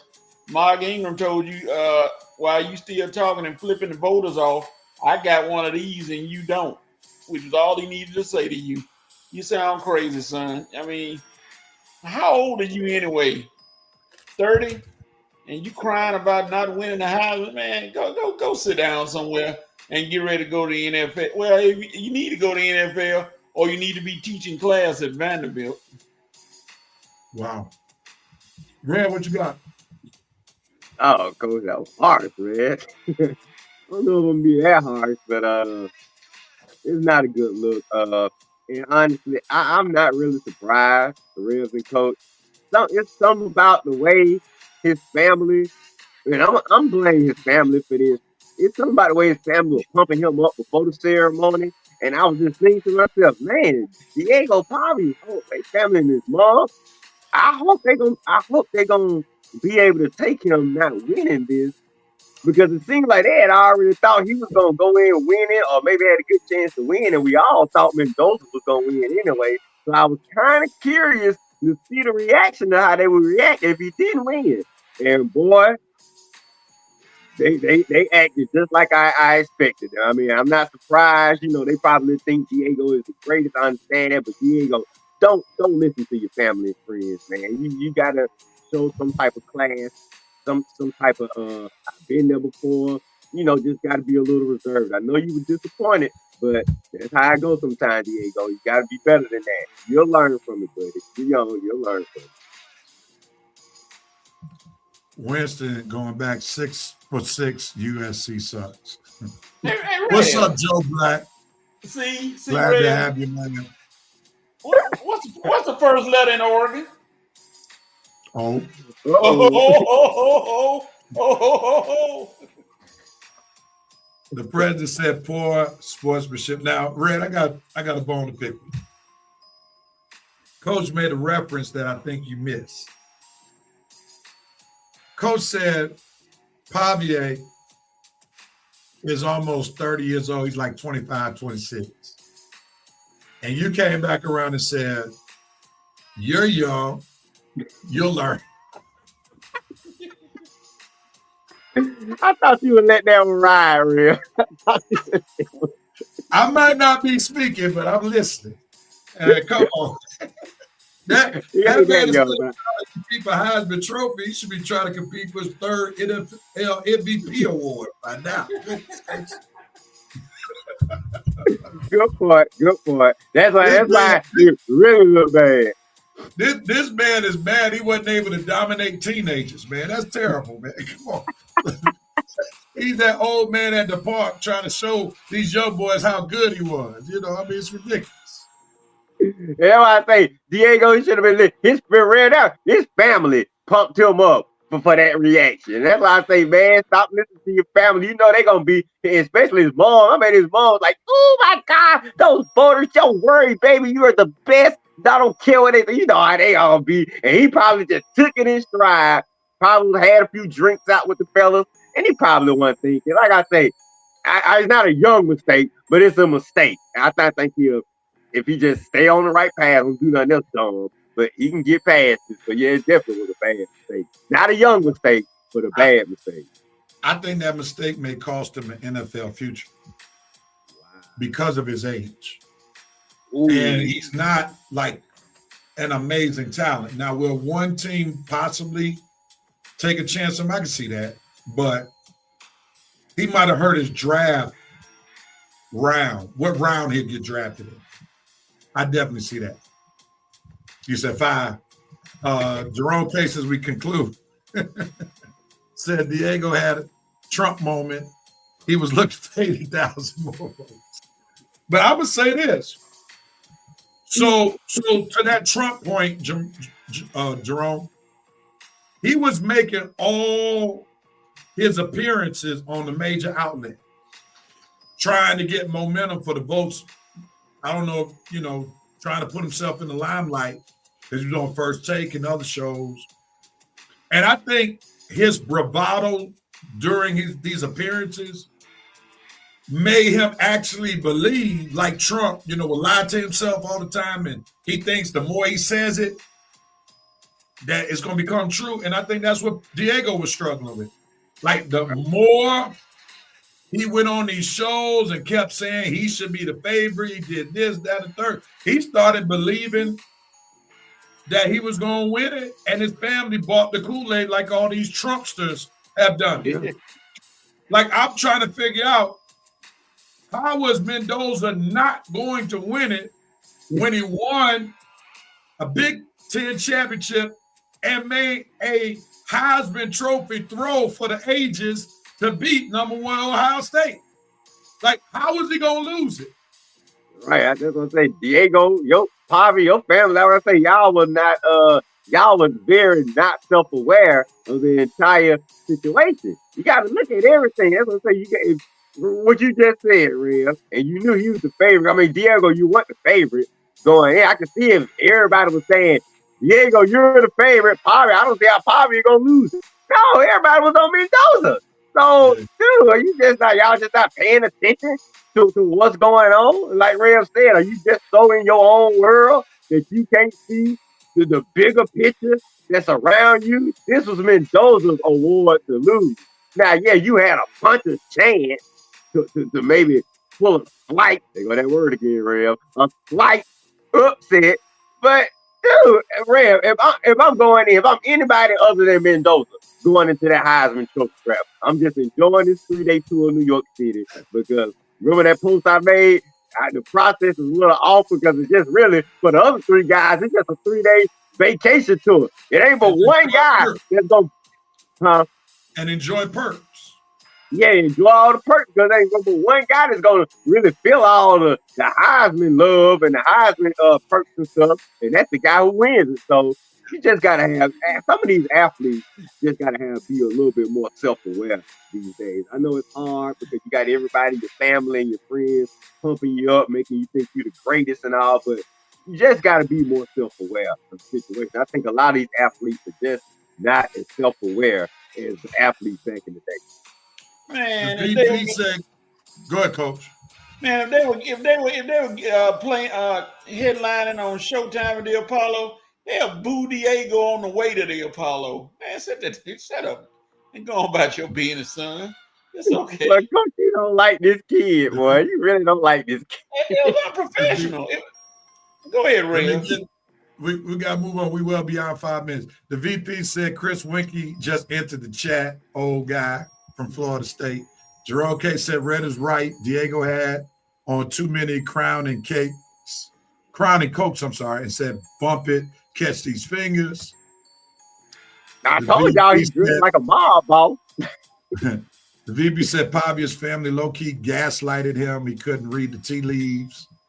Jerome said, Rev, enjoy the perks and make some real relationship connections. Yep. I'm sorry, Rev. He said Rev. I'm sorry. Yep, no doubt. Let's get to the next topic, gentlemen. The Knicks win the NBA Cup. What are your thoughts about the Knicks beating Oklahoma? Well, no, beating the San Antonio Spurs and Wemby for the NBA Cup. Red, it's on you. Go. Good win, Knicks. Join the Lakers and the Bucks as the 3 teams that won the cup. I'm not quite sure how to respond to you not raising the banner because we raised our banner. But Lakers, we just like celebrating stuff, so we're gonna raise the banner. But it was a good win. I just got one question. What in the world was up with Josh Hart grab bag on stage the other night? Man, I don't think Jalen Brunson liked that. And dude, that was a silly look. But anyway, Josh, learn to keep your hands to yourself. But anyway, like I say, I'm starting to like this in-season tournament. it gives teams something to play for real early in the season. Because you think early basketball season, you be bored with the way football and college basketball is dominated. But Adam Silver got something right. This in-season tournament to kick off the NBA season right before the Christmas Day games. I think it works. Coach, what you got? The Knicks said all the right things. We're not gonna raise a banner because we're looking for the NBA title. And reality, this year they got a good chance in the East to make the finals because the East is kind of slumping this year as far as usual talent. I know they won't see the Indiana Pacers this year, and the other teams are trying to make a come up. They know that most of the talent is large in the West, so I guess they said we got a good chance without injuries of winning it this year. Now, the only way they're going to win it is if they get Stephen A. from his video game commercial and get out there shooting jumpers to help them win. And he made up that video game person of him, which was funny, all outdoors. I was like, yeah, that's the only chance y'all think y'all got. But yeah, they doing the right thing. I think it gave motivation to win.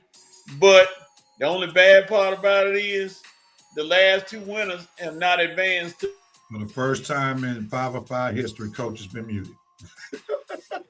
Yeah, I can believe it, Coach. Yeah. And Coach taking advantage of that signal, man. He's like, man, let me get all this in. Let me get all this in. Let me catch up for lost time. Yeah. Jerome K said, it was a great game. Brunson needs some media training. Can't be using all that profanity on live broadcasts. Yeah. The VP said, hey, 5,000 is 5,000. Nice 500. Magic City moolah right there. David Stern has to be turning in his grave right now. All right, Coach, you can finish up. Go ahead. No, I'm just saying the last two teams that won the tournament didn't do anything in the playoffs. I hope that ain't, and I don't know if that's going to be the same. It's a bad omen. It might be different this year because it might be different this year, Coach, because the East so wide open. I think the Knicks have a good chance to get to the finals, and I'm gonna tell y'all why. And y'all might agree. Just two words: Mike Brown. Yeah, I think there's a strong case to say the Sixers might compete with them if they can stay healthy. That's a big hit. Oh yeah, it's gonna be some competition now. It's never gonna be some competition. Sixers are definitely gonna be some competition. Because I think really the Sixers are their main competition. I'm not buying into Detroit. They're too young. They need some playoff experience. They're doing well, but they need some playoff experience. And I think the Sixers will be the team that will compete with them. But it's the Knicks to lose. I would say that. It's the Knicks to lose. I agree. And the fact that Mike Brown, we didn't think at the time, but yeah, Coach Tibbs not running those players into the ground. And Mike Brown's little laid back, even though it's effective, because Mike Brown, he does good when he has a good point guard. He can rely on. I think Jalen Brunson and Mike Brown is working so far, and I think it'll work for the long haul because Mike Brown's not really confrontational, and Jalen. I think Mike Brown's personality and Jalen Brunson's personality are compatible. That's what I'm saying.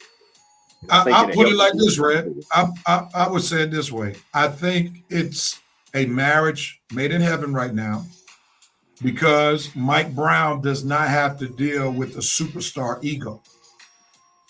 So Brunson, Towns, they need coaching.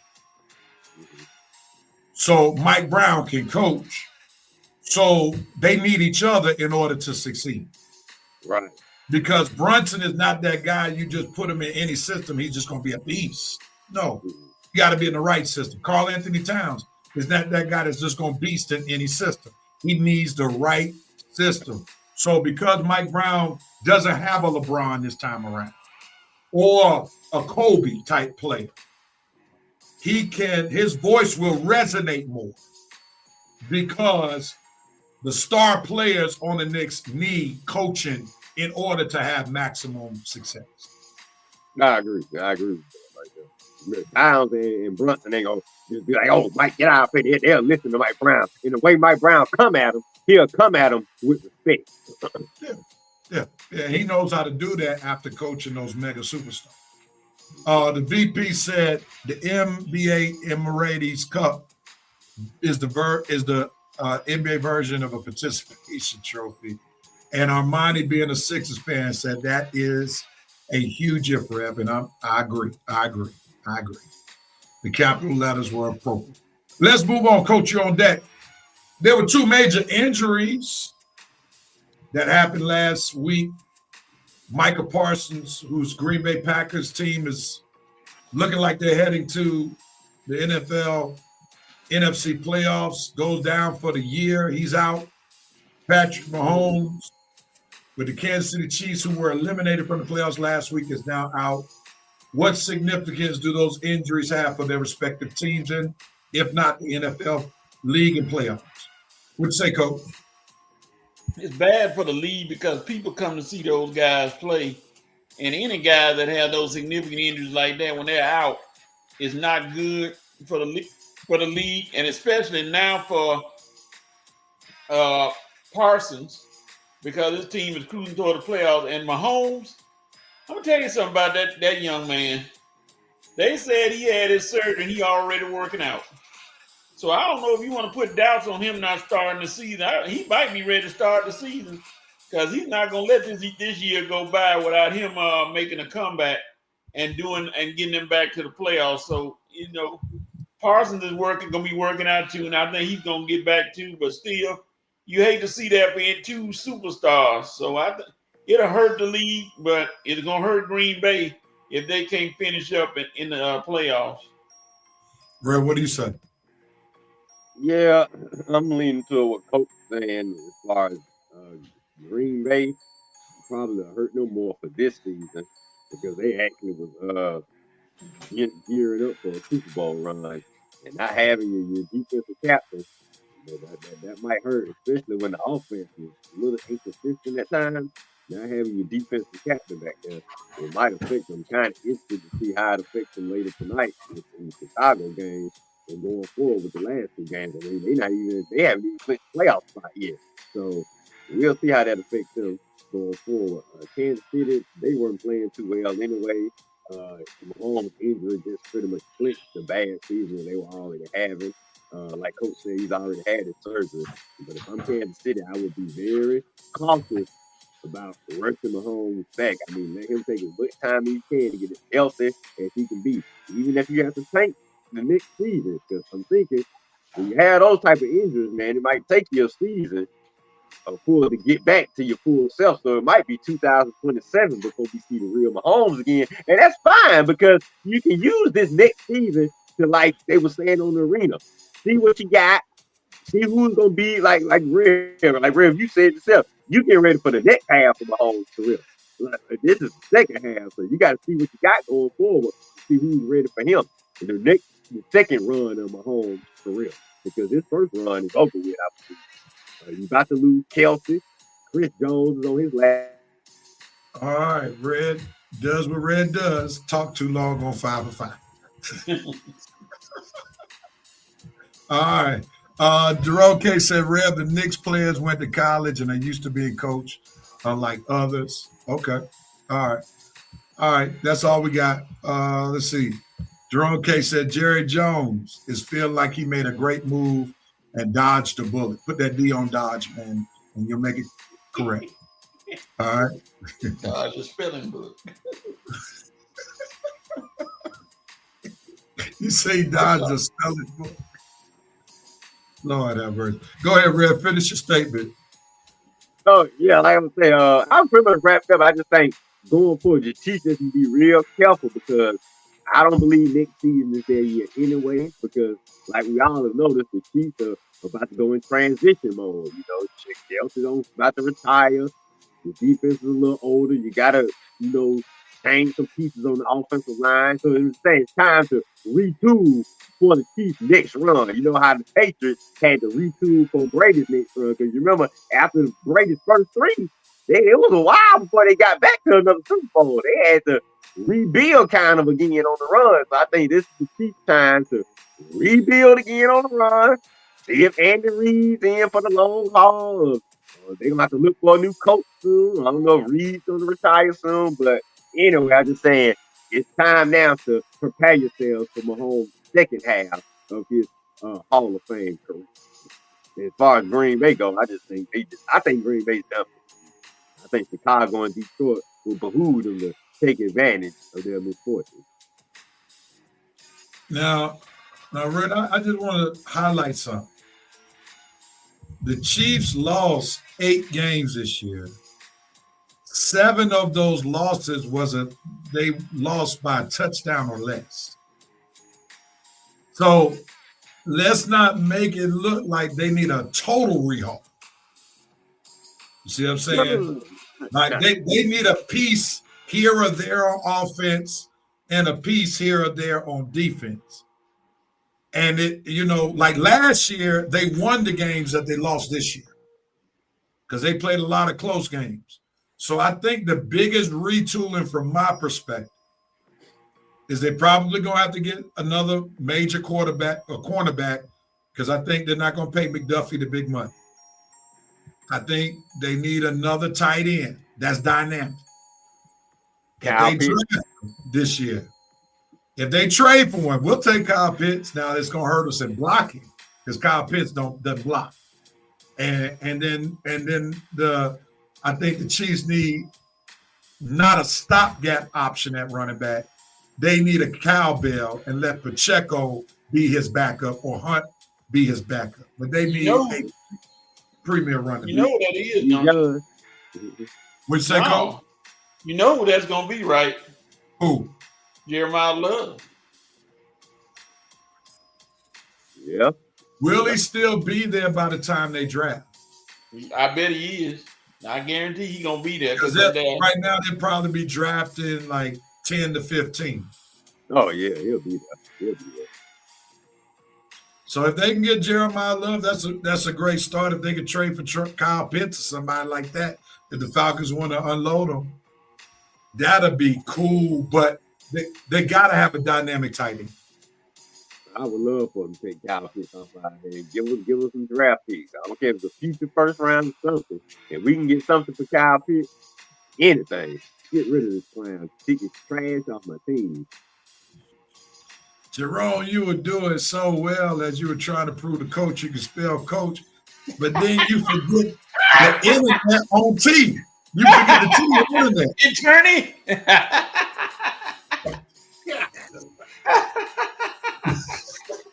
You were doing well, man, and then you forget the T on internet. Come on, man. What are we doing? I know your girl. I know Jerome's girl. Rev, I know Jerome's girlfriend reading old love letters. He's married. He's married. Okay, I'm saying back in the day, reading love letters from him was stressful, boy. Like, what is this boy saying? Like, man, I bet you got to sit there and put the context clues together. Like, okay, I think that's what he's trying to say, man. Because Lord have mercy. Well, he could flourish now with all these different services that they got for AI to help you out. Yeah. Yeah. VP said patty cakes rest well earned. The Waffle House play caller need to make that move to replace Kelsey and revamp their backfield. They've not had a real backfield threat since Hunt. And I'm going to talk about the first Hunt before he got in trouble. When they drafted Hunt, that's when he was the beast. Oh, I thought you was about to talk about Clark Hunt. I was like, oh, real? The owner don't see it. No. The VP said, I bet the Walrus can make Kyle Pitts a bona fide superstar. I agree to that. Yeah. Joe Black said Kyle Pitts a free agent. Uh-oh. Is he a free agent? Uh-oh. Oh, so because the Falcons didn't offer him the 5th year? No, he's on his 5th year right now. He's on the 5th year. Oh, wow. Okay. All right. The VP said Jerome is T-less in his responses. Jerome said, Red, I ain't going to lie. I'm sure my girlfriends were struggling. Hey, at least he's self-aware. Let me see. The VP said, does Reverend Jerome Case have Chat GPT word in service? I hope so, man. Oh boy, I hope so. All right, thanks, man. Pitt's a free agent after the season, unless. Yeah, I didn't think he was in his 5th year, Red. Oh, Lord. Here he come to trade. I mean, the comments. He coming. No. Yeah, we gave him the 5th year this year. I didn't want to, but we did. Now, yeah, he's a free agent. So, yeah. Okay, he's unrestricted free agent in 2026. Okay. We gave him the 5th year. We could have got rid of him this year, but for some reason they bought him back. Let him be the Chiefs trash now. Get him out of here. Well, I can say this. If Kelsey comes back, then we're not getting Pitts. That's the bottom line. Yeah. Because they're not going to cut Kelsey out of loyalty. And this man making like $17 million, playing like a $700,000 tight end. So, somebody on the Chiefs need to make a call to Miss Taylor Swift. So yeah. Tell Trey, knock some sense in Travis' head. Like, Travis, you got me. It's time to quit. I don't even go to the games no more. I'm trying to tell you something, Travis. Come be with me. It's my world now, baby. For sure. All right, let's go into this one, man. Red is back on you. Change of scenery for Joe Burrow. Is it time for him to get up out of Cincinnati? What says you? If he don't get up out of there soon, but they're gonna have to hire some therapists or some mental coaches for him. Because boy, he is just depressed right now. He's not happy. I'm glad he's single, so he ain't taking none of this home to the girlfriend or the wife. Because boy, he just not happy right now. And man, it really, you can tell. It's written all over his face. I mean, Joe Burrow, you think he'd be so cool, walking in the press conference with the crazy jacket, the cool shades, hair looking all wild, but it's Joe Burrow. He was this generations of Joe Cool. And like I say, being in the Cincinnati Bengals organization after a few years, it definitely takes a toll on you. We started with Carson Palmer, and now we started with Ocho Cinco. We started with TJ Houshmandzadeh. We didn't get to see him with Chris Henry because he passed away so young, but I'm pretty sure he would have got fed up with him too. And now we seeing it with what's the guy name? We talking about Joe Burrow. But like I say, it's just a Bengals organization. They just not a winning organization. They get lucky with draft picks sometimes, and it never goes anywhere. Time's almost up. Coach. Joe Burrow, aren't you tired of finishing behind the Steelers? Didn't they give you a sign saying you can't beat them, join them? Oh. Joe, it's okay. Just come on over. I'm sure we don't sack you as much as everybody else tried to. Myles Garrett tried to get you. The Ravens sure hate you. They be trying to kill you. The Steelers let you go and let you throw for some yards. Come throw in the black and gold, son. It's okay. I'm gonna talk to you like that. It's okay. Just come on over. I know you tired of man. Come on down here with us. Come on, forget the black and gold. Come join the red and black. Man, that would be interesting if the black and gold could get him, though. It would be. That'd be the best quarterback that Mike Tomlin has ever had. Even though Big Ben has won 2 Super Bowls, Joe Burrow's a better quarterback than Big Ben. Mike Tomlin, he'll beat up for the next 10 years. Definitely next 5 years with Joe Burrow. He ain't going nowhere. Well, here's the problem I have. Here's the problem I have with Joe Burrow. Some of his frustration has to be his own fault. Yeah. Uh-oh.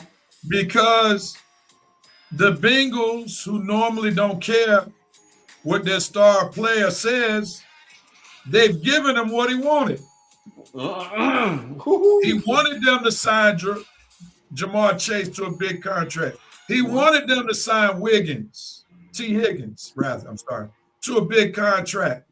So, bro, with you making as much money as you're making, the wide receivers making 25 plus million a pop, there's not much more money to go around to the team. So you got to be upset with yourself and realize you're not a GM. Something got to give. So this depression act is baffling me because they gave him what he wanted. He wanted these high-power receivers.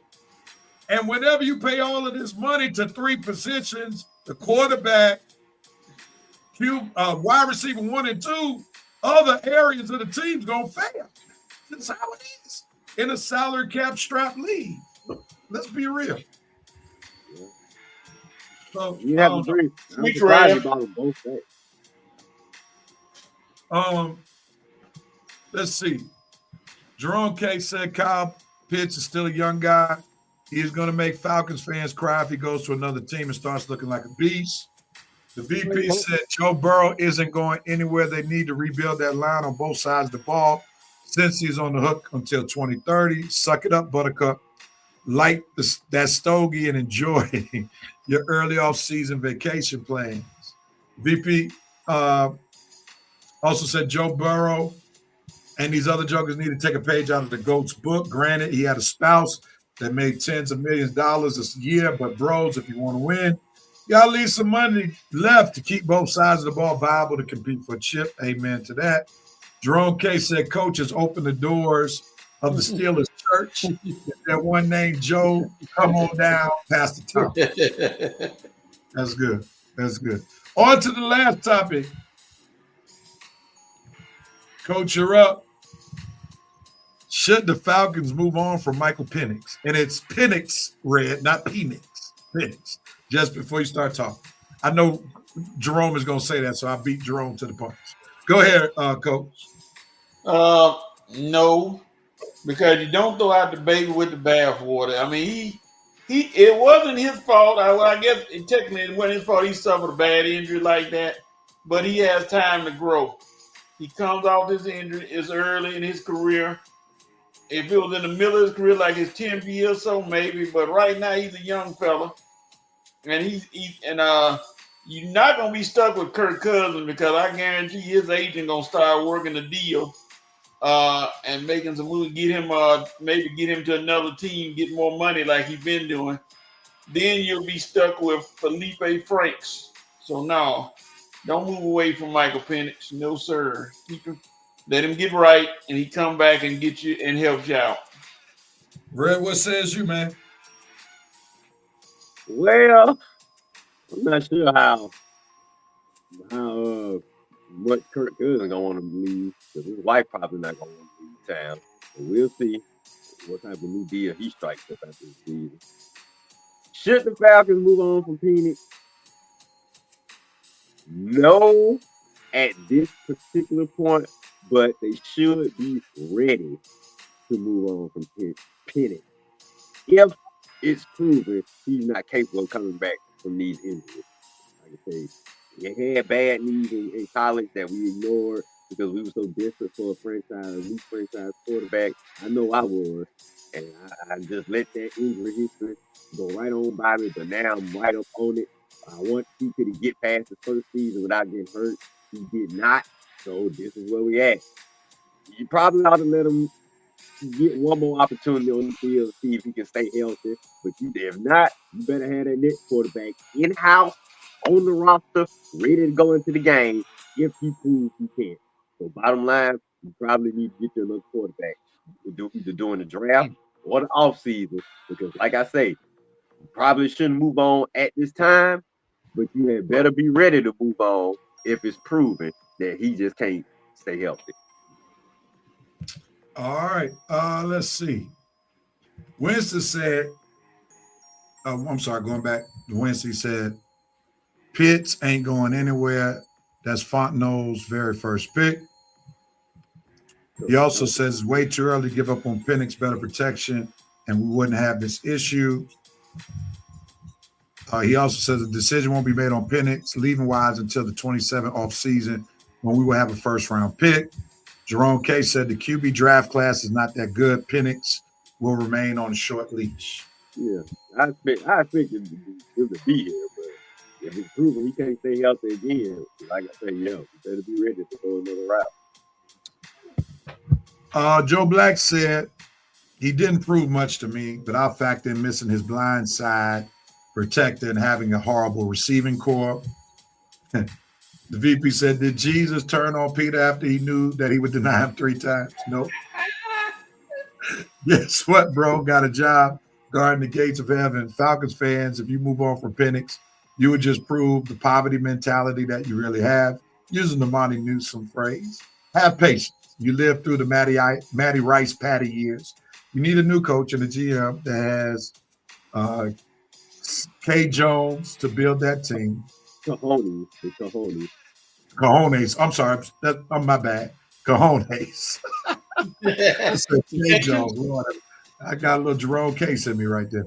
And a GM that has the cojones to build the team. Here, Arthur Black, go sit down and eat some Werther's original. Thank you, Vincent. You got to tell the Black to sit down because he don't know no football. He needs to stay out this decision making and hire a football guy to make the decision.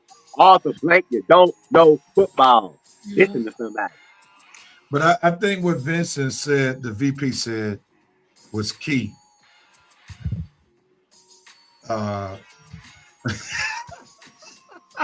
I knew somebody was going to get me. I knew somebody. K. Jones.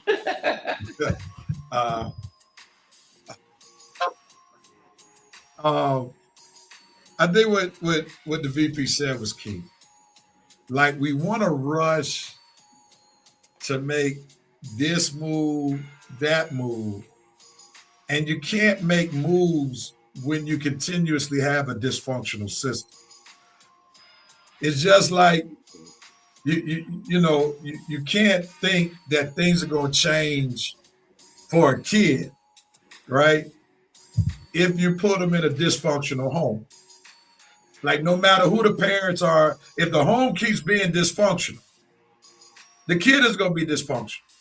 And that's where we got to understand in Atlanta, where you got to slow down. You got to fix the system that's broken first. You've tried changing coaches, you've changed quarterbacks, you've changed players, but since the Super Bowl run, you have the same result that's being playoff-less. So it's the system, not just the coaches and the players. So don't bring in a new quarterback until you change the system. Because if you bring in a new quarterback, you're just wasting the QB away. Jerome Case said, Pitts and Penix are not the problem. The coaching is terrible. And then the VP said facts. All right, man. I think the Falcons would be wise to just eye the 2027 season. And if they're going to change, just eye that as their season to change. Might as well just let it play out next season anyway. And you got Penix coming back. They might bring Kurt back on a reduced contract. The way I'm thinking, if you're going to keep Raheem, you're going to keep Terry, just bring them back. Because 2026 season is going to be a wash anyway. You don't even have a first-round pick. So, yeah, I can understand why Arthur Blank is thinking about just keeping things steady, just like they are. And like Winston said, which was a good point, if you're going to make a change when you have a first-round pick. Don't make a change when your organization is out of whack, unstable, and then you got a new guy coming in here and he has to start from such a disadvantaged position. So yeah, if we're gonna make a change, just let's see how the 2026 season play out. And if we're gonna change, just blow it all up and get the new guy coming here with a first round pick and a clearer path of what this team needs going forward. Jerome said to me, I can read, buddy. I have momentary spelling challenges, like and grammar usage problems, right? Yeah. And he corrected himself at the end. See challenge versus challenges. Joe Black said, man, listen here. Rick McKay is the common factor. Many Falcons fans would definitely agree with that. Winston said, Rev, I've been saying this for the longest, and that's why everyone is coming back next season, including Zach. They will all get next year outside of Williams. So you think Raheem Morris is coming back? Yeah. Wow. Oh, yeah. Winston on that train. He's saying Winston said everybody coming back except for the special team coach. Making note, I don't know. I can't make that up. A change this offseason would be just like the first year of Arthur Smith's tenure year. I mean, Arthur Blank got 3 years. He pretty much saying Raheem gonna get 3 years, or at least start in 3 years. Now, if they make a change, if Raheem start the season off bad, I think they believe Arthur might just cut him in the middle of the season, which would mean why even bring him back. But that's it. That's his process. That's his process. Okay, thank you. Making any changes off season will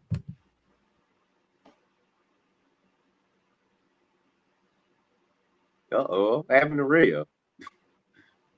Real Real. knocked himself off the show. He Real- disappeared from sight. There he Real come. pressed the wrong button. He coming back? You see him? Yeah, I guess he back. I thought he was back. Well, I guess we move on to the NFL review. We got Yeah. Real knocked himself off. Me and Coach gonna have to finish it off. Yeah. NFL review. Yeah, got some big games coming up in not the so NFL. fast, my friend. Not so We got fast. some Not so really fast. serious. There you go, Coach. Not There so you go. fast. Not so fast. I don't know what happened, man. I tried to change the comments, and it just took me off. I don't know what's going on. Raheem will return like COVID and the flu. Joe Black said, I think they'll fire the OC. The BT. The passed out deacons cut Reverend Doctor's feed. They vote them out. He constantly trying to get you voted all day long. Hey, that's funny. But let me say this. Winston, I like the fact that you're speaking with your chest out with bringing them back. I think the problem with that is it's going to be dollars and cents in 2026. And I watched some of the Falcons podcasters. For one, I like Uncle Steve's Lounge, and then I watch from time to time Big Low Country, and they are prominent Falcons podcasters in the Black stream, especially with the Black urban. And I need to check yours out, Winston. Yeah, you need to. I was gonna say, Real, add the eye test. Coach Yeah. Steel, Wednesdays at 10 o'clock. I'm gonna subscribe to it. Is it in the morning or evening? No, evening. We ain't because I join it when I get off work. Okay, that's probably why I ain't watched it, because I'm getting older now. I know. I was say Real probably coming over his weekly sermon on Wednesdays at 10 o'clock around this time. Well, Wednesday, and part of the problem I'm saying is, Wednesday's my earliest morning because I leave a prayer call at 7, so I wake up real early on Wednesday morning. I go to bed. So, but I'm gonna make sure I catch the replay, if anything, if I can't see it live, because that's what I do with some of the other shows. He said, I'm not saying I want them back. I'm saying that I understand the difference. I understand exactly what you're saying. Like, you just think from a management standpoint that makes sense to them. I get it. My problem with it is a money thing. Because as I was talking about these respective podcasters, I just don't see people being excited about paying the PSLs that comes with season ticket, being a season ticket holder with the Falcons, and the actual season tickets. And I think many people have seen the handwriting on the wall in their eyes to say this thing needs to get over. And I don't know how you sell the 2026 season that consists of PSLs and Falcons tickets to a fan base that has already seen enough of Raheem the Dream. So unless they are saying, look, we're just going to be cool with the revenue share money that we get from the NFL, and we're not really anticipating season ticket sales and all that stuff, then I can see that.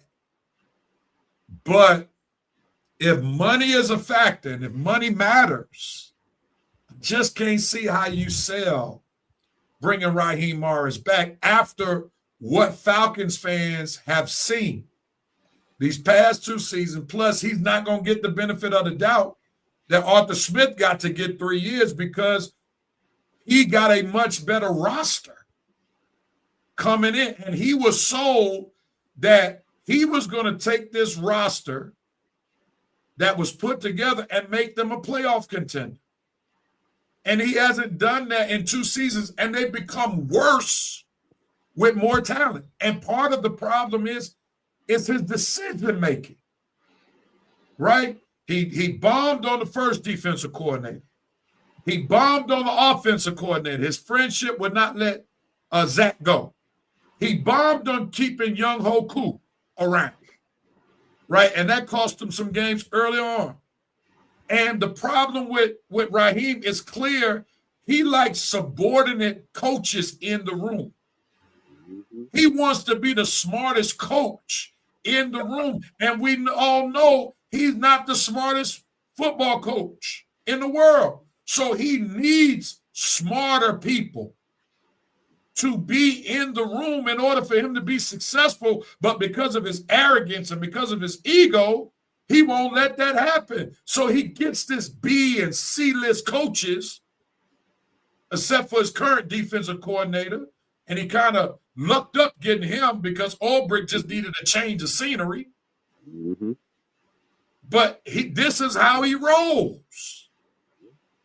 And I just can't see Falcons fans saying, listen, I'm willing to punt another year of not being in the playoffs, and I'm going to fund them punting another year. I just don't see that happen. Is he real? I can talk that stuff because it's not going to be my money they put. So I can say, yeah. You ain't going to give it in the first place. So take the 2020 because if Raheem come back, that's pretty much what they telling me is we tanking the 2026. Yeah. And you must be saying you're looking for a quarterback in that 2027 draft. Oh, yeah. That's what you got to be saying. You're done with Penix. Yeah. You're punting 2026 so you can be in better draft position for 2027.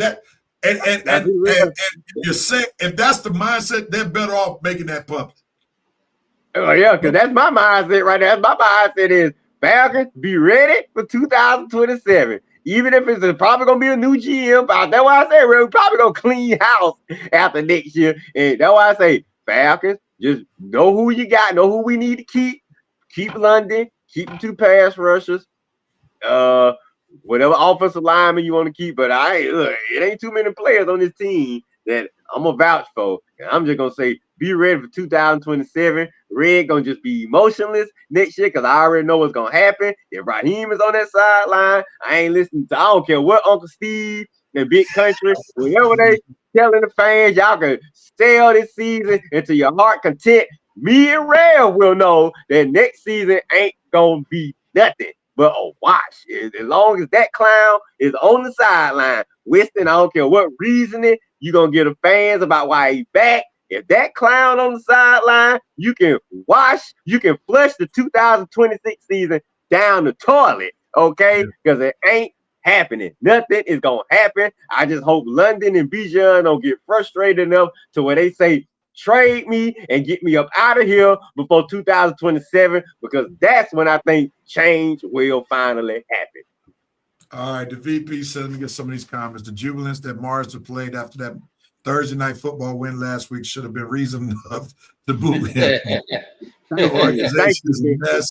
Raheem is not the guy. That pains me to say it, and y'all know why. Bye-bye, Mars. And I'm right there. I hate to see the demise of a black man because you want to see them succeed in these jobs, but the dude is not competent. He got to go. Joe Black said, I'm just stressed because Rosina Anderson is reporting we're still interested in Bill. Josina. You know Rosina. Okay. Doing everything she can to keep herself relevant, boy. Jerome K said, Rev, you're using critical financial and customer thinking, while most of the Falcons fans are cool with buying new merch, tailgating, and being in Mercedes-Benz stadiums to have fun in a section. I don't know how you having much fun while you losing, but well, I think the problem is also this economy may mess that thing up too with healthcare and all that stuff. With healthcare premiums going up, I don't know if people are going to be just dishing out money all willy-nilly in these current times we live in. Just take it off. Winston said Blank just not going to have to eat next season financially wise. He said Blank just going to have to eat, next season financially wise, but our roster coming back healthy and performing like such during the season will even it out. Beginning of the season until we win is, he goes on to say, going to be light. Can't keep switching coaches every season, and think it's going to work out. Don't worry, Winston. They ain't switching no coaches. They bringing that clown back. But like me and Ray said, we'll be tuned out until the right coach get here. We know Raheem, man. He said, Joe Black said, what may save them is this is not a strong draft, and I'm not sure there's a must-have coach. Yes, there is. I see a coach that can help you. Mike McCarthy. Coaches that can help. Mike McCarthy. Who you say, Rev? Mike McCarthy. Yeah. Anybody help the offense right now? Listen, I want a coach that has done it everywhere he's gone. And Mike McCarthy won games. And see, the bar for me with the Falcons is getting back into the playoffs. That's the bar for me right now. Right. Let's stop fooling ourselves talking about championship. Like, get to the playoffs first. Then let's start talking about championship again. Because you got an 8-year drought. Yeah, like, real. Pittsburgh fans are complaining about Mike Tomlin. Falcons fans would love to be in the playoffs every year, at least, and have winning seasons. But with that being said, Mike McCarthy did it in Green Bay. He did it in Dallas. So, and since the system is toxic. He did it in San Francisco when he was the offensive coordinator. Right. So my thing is, McCarthy's even more appealing to me as I'm talking because he won in Dallas in a toxic system. Oh, God. With the owner. Yeah. And won games, right? Right. So if he's already shown he can function in a toxic system, why not go after him? Because you can't afford to punt on next year, especially if Michael Penix comes back with any amount of time in 2026. You need him to be functional because you need to know if you're going to give him an extra year as the quarterback. You don't want 2027 to be the year you determine if you're going to give him a 5th year or not, or an extension. You need some more proof because he hasn't given you enough information to know about his future. Ray, you about to say something right quick? Mike McCarthy, 3 seasons. He was in Dallas 5 seasons. 3 of them. 3 straight 12-win seasons. 12-5, 12-5, 12-5, 2 division championships. I'll take him. Him right now. Like what you said, like what he had, working with what he had, that bad defense, and Jerry Jones talks every week, pretty much ripping your balls away from you every week, but you still got that team to 12 wins, 3 straight seasons. Oh, yeah. Give me Mike McCarthy right now. Because he gives results, and we know he's a coach that actually works on Sundays instead of Raheem, who doesn't work on Sunday. He just sits back and watches his coaches work. No, I want a coach that actually works on Sunday. Mike McCarthy will be actually working and calling plays on Sunday. He'll let Jeff Olbrich do his thing. So I was out in Mike McCarthy at first, but I'm with you on Mike McCarthy now. Because you're getting 2 for 1. You're getting a competent head coach, and you know you're going to have a good offense. Yeah. And if you put McCarthy with Jeff, you got a good combo now. Yeah. If you want to do it, Falcons better be looking at. Winston said at Red, that's where the disconnect we've been having the past couple of weeks is coming from. You keep putting it like I want Nan to come back when I don't. I just see the tea leaves. Simple to see. I got you. Oh no, Winston. We know where you coming from. I told you the other night I got where you coming from after you explained yourself. I know exactly where you coming from now. Got you, buddy. All right. Joe Black said Joe Cena autocorrect got me. He didn't want to get clown. I got you, man. Joe Black said, but we will have new uniforms. That's where Blank's money's coming from. Sharon Moore just entered the chat. The BB said. Crying. You take his crybaby stuff somewhere else. You lucky I wasn't on last week. DoorDash has declined on the victory. Deliver. Joe Black said, I didn't say there are coaches that can't help, but there is Ben Johnson this year. Now, give me Mike McCarthy. We don't need no more coordinators.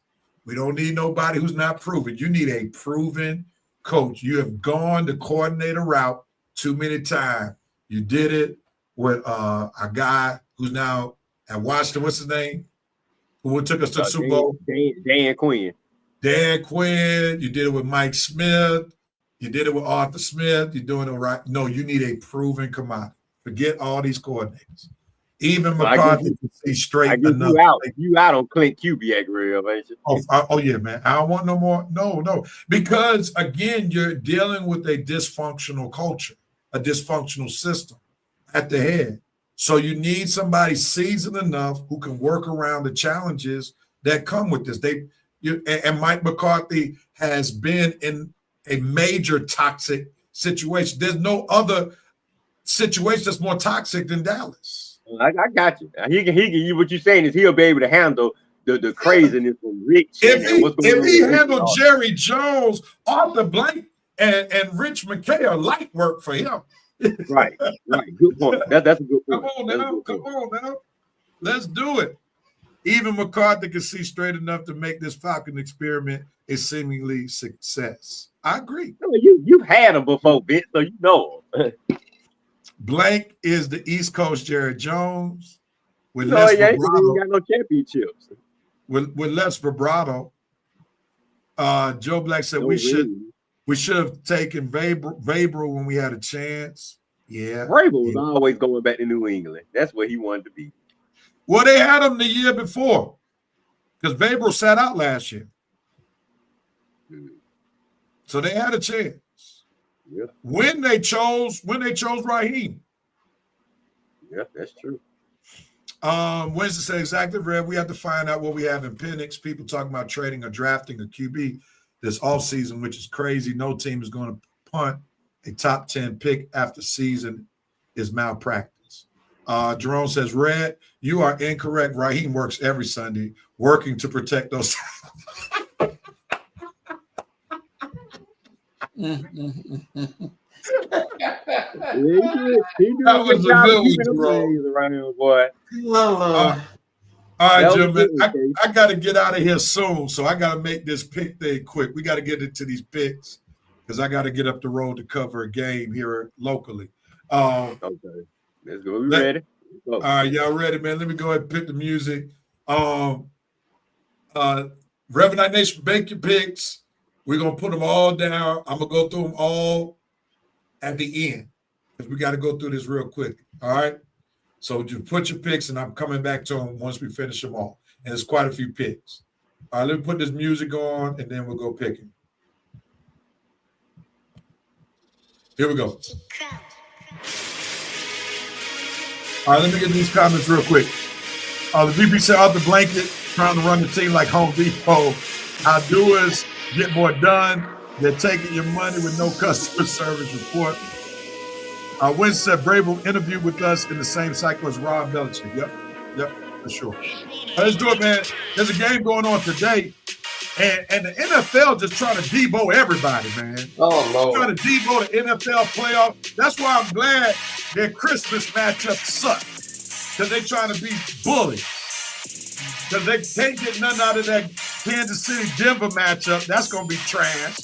And if the highlight is Minnesota and Detroit, you know it's trashy on Christmas. So everybody watch basketball, the basketball matchups on Christmas. NFL trying to bully everybody. Let the college have their time, man. But anyway, there's a game today. Eagles versus the Commanders. 2 games there.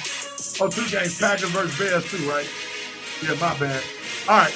Eagles versus Commanders. And that's why they got, because the NFL trying to bully everybody, that's why the college football playoff got the best game at 12 o'clock. Yeah. Because it doesn't want to go up against the NFL. Man, NFL needs to stop this, man.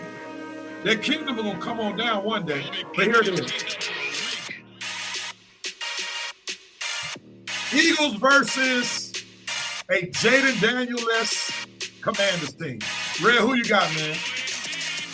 The Eagles should win the game, but I'm hoping Marshall Mariota put up a fight and hopefully can pull off an upset. But I expect the Eagles to win. I was trying to get the Cowboys a puncher's chance, but they just keep losing games. They need to win, so the Eagles probably gonna win in default anyway. But they'll lose in the playoffs though. But the Eagles will win. Coach, who you got? Eagles Commanders. Eagles, no problem. Gotcha. And the Eagles, man, they better thank God that Christmas came early in the form of the Las Vegas Raiders and Right. commanderless Jaden Daniels. That saved them, and it might give them momentum into the playoffs because you get a rhythm when you playing trash and you get confidence. So we'll see. Next game, Coach. Packers team without Micah Parsons versus the Bears. Who you got, Coach? Well, the Bears don't have Roma Dunze or Luther Burton at wide out, so they kind of limited. So they can triple team DJ Moore and see what happens. I'm going to go with the Packers. So you said the Packers going into Chicago to beat the Bears? Yeah, Bears have no wide outs. All right. Red, you going with Coach's comment? No, I'm not. I'm going with the Bears. The Bears, they don't need no wide out. When you got the DeAndre Swift and that young kid running the rock like they've been running the past few weeks, and now you take Michael Parsons away from that defense, you better believe Ben Johnson gonna get his boys to rock today. And whatever receivers they got, don't matter. They will find them. They just need to make a few throws and get a rock to DeAndre Swift and that other young kid. I tell you, the Eagle Wide, whatever his name is, the guy that Rev had to beat me in fantasy with one day. But anyway, that kid right there. Like I say, I'm taking the Bears all the way to Chicago too, and they own one. And I think Ben Johnson finally will beat David LaFleur like he's been wanting to. You ain't gonna beat him twice a year, but you'll beat him tonight. Back at you, Red. The Jets playing a hot Saints team. Who you got, Red? I can believe I'm saying this. I got the Saints. Yeah. Saints have been on the heater lately. This young guy, Tyler, whatever his name is, seems to be finally flourishing. Yeah, Tyler seems to be flourishing, and the young coach, the coach from Philadelphia last year, his system, I forgot his name. Moore. Yeah. Moore. What's his name, Real? Moore. Yeah, Kellen Moore. Thank you. Yeah, flourishing in Kellen Moore's system right now. So Tyler Hugh and Kellen Moore seem to be a nice combination right now. Now giving us Falcons something to worry about. Another worry we got to worry about now because the Saints are coming up. Yeah. And the Jets are going down. Aaron Glenn, I told you, Real, a week, 2 weeks ago, you might be one and done. You fired Steve Wilkes after you wanted to hire him so bad and you end up firing him before the season is over with. You benched Justin Fields after you gave him all that money. Yeah, Aaron Glenn, I would not be surprised if you won and done in New York. Saints. Coach, Jets first Saints. Who you got? Saints. Any reason why? So we trying to move fast, Saints. Good point. You got to still give a little commentary, Coach. Just a little.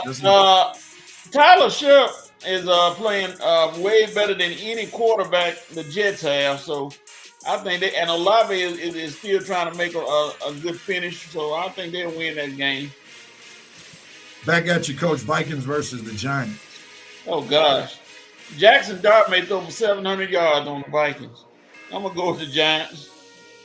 I don't know, Coach. The Vikings defense stepped up just last week now. Last week. Red, who you got, man? Like you said, Real, the Vikings defense, Brian Flores had a pretty good game playing for last week. I'm pretty sure he'll have a good game playing for Jackson. I'm going to run my career to the ground. Dart.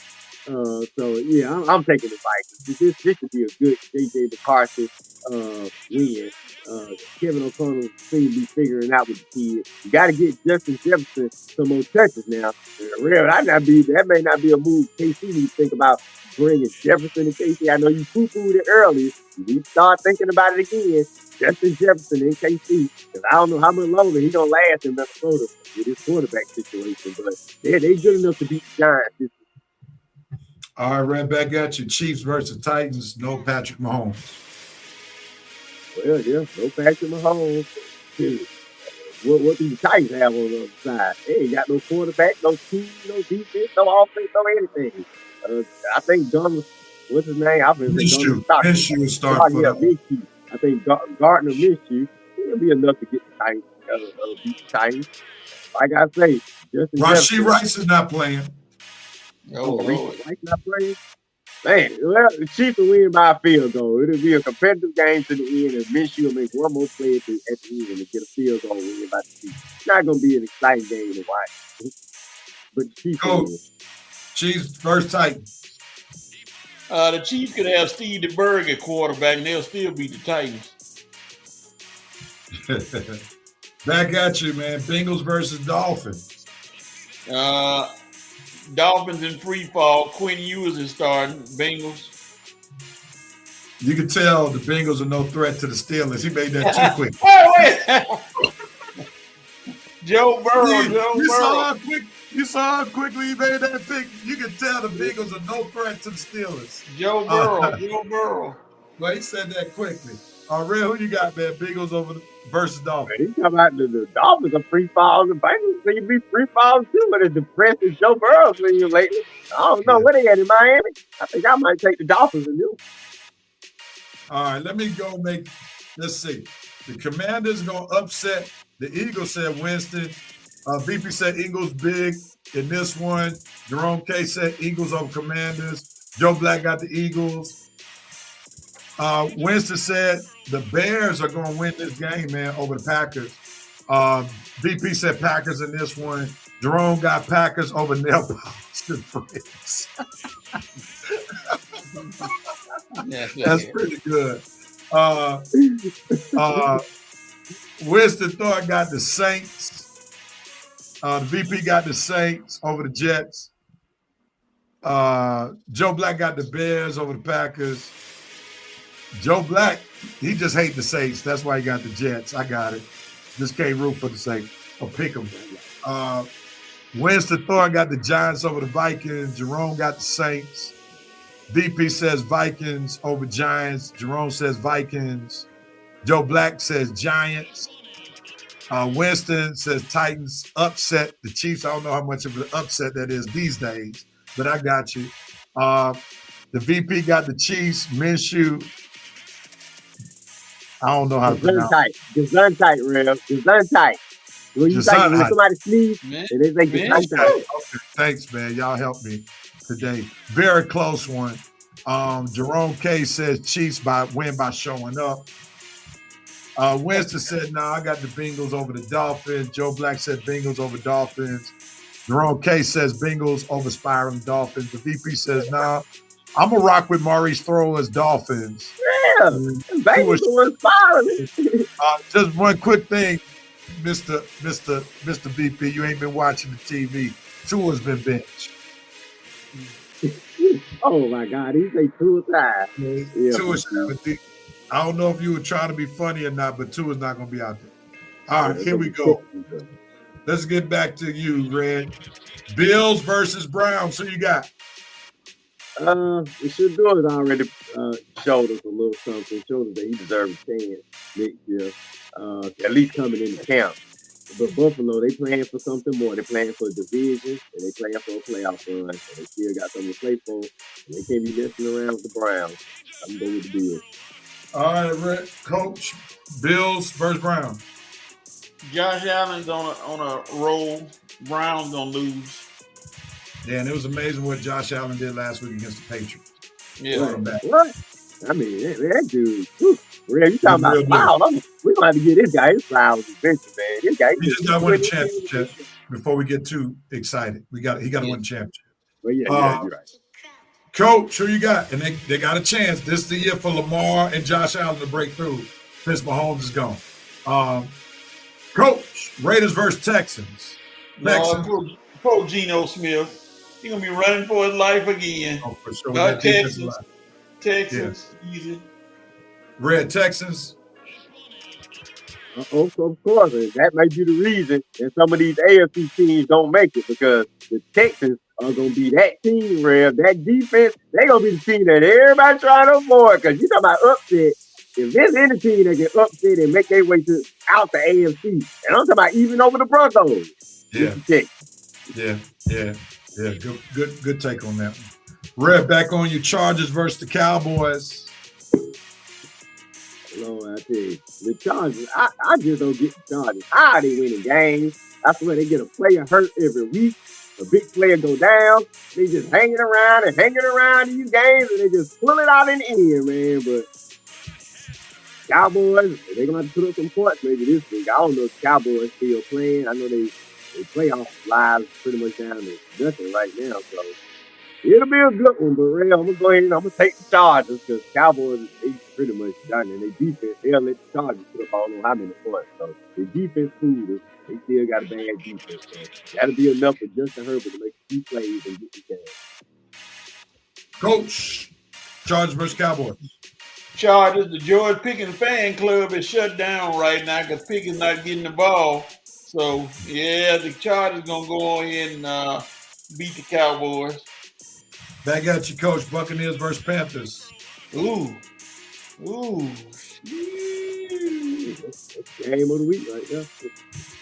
Buccaneers. I still think they can pull it out. Any reason why? Baker Mayfield. He got all his wideouts back, so I think he's ready to see if he can pull the division on out. Ray, who you got, man? Bucks, Panthers. I got to ride with the Panthers and listen. They at home. Let one get away last week. It's like, look, this is it, man. Do or die. Now or never. Got them at home now. We win, we in. Possibly. We don't, we done it. Possibly. This is it, Panthers. You got to show us what you're working with. I'm taking Carolina. All right, we got the Jaguars versus the Broncos. Who you got, Red? Woo! It's on me, Real? Yep. Oh, man. Denver playing such good ball right now, Real. The thing about the Broncos, really, they're always hanging around. They always get these 1-point victories, man. It's always something to have with other teams. Let the Broncos escape in the end, or maybe they make a play or two in the end. But now you might have to play this whole game, Broncos. Jags ain't no joke, man. Where did they come from? I thought we was right Trevor. I thought we had buried Trevor Lawrence, and now they look up. They are 10-4, about to get their 11th win in Denver because I'm taking the upset. I'm saying this is it. Akeem to lead. You didn't want your Broncos going in the playoffs with all these wins consecutively. Okay, Brady, you get your wish now because they're going to lose to the Jags on the way to the playoffs. Jags don't get them, Real. I believe. I think Sunshine is hot right now. Liam Cohen got their team balling right now. The addition of Jacoby Myers got that offense on the mountain right now. I think Sunshine going to Denver and pull this upset off, baby. Let's go, Sunshine. Finally playing like I thought you would play. Coach, you got the Jaguars over the Broncos or what? The Broncos gonna win. It's gonna be cloudy in Denver. Ain't no sunshine in there. We're gonna lose that game. All right, let me go to the Revenite Nation right quick. Progressives is time. I got you. Winston said Bills over Browns. Jerome said Bills over Shador haters. Lexus Hill said Bills. VP said Bills. Shador play smart football, kid. I'll be rooting for you. But not be sabotage. Check your wristband during pregame. Alexis Hill got the Texans.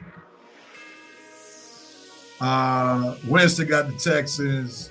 VP got the Texans running wild on this one. Winston says you got the Chargers winning.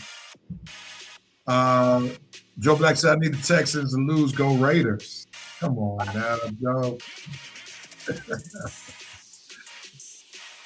Joe Black said I got the Cowboys over the Chargers. Jerome K said Texans. Gino needs to call 1-800-HURT now.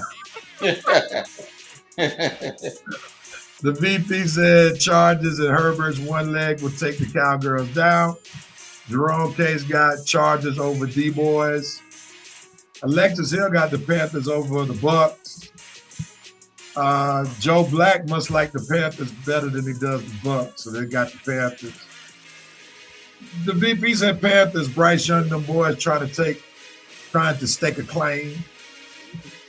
Jerome K said, "No, I got the Bucks. That's BUCS, not like the Milwaukee Bucks." Baker needs this for MVP talk. Alexis Hill said, "Nah, I got the Broncos winning, Red. Stop all that foolishness with the Jaguars." Winston said, "Bucks, Panthers going to crumble down the stretch." Winston said, "Broncos over Jags."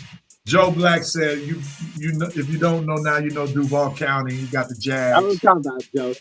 The VP said Miami's number 10 almost had a punt return for TD.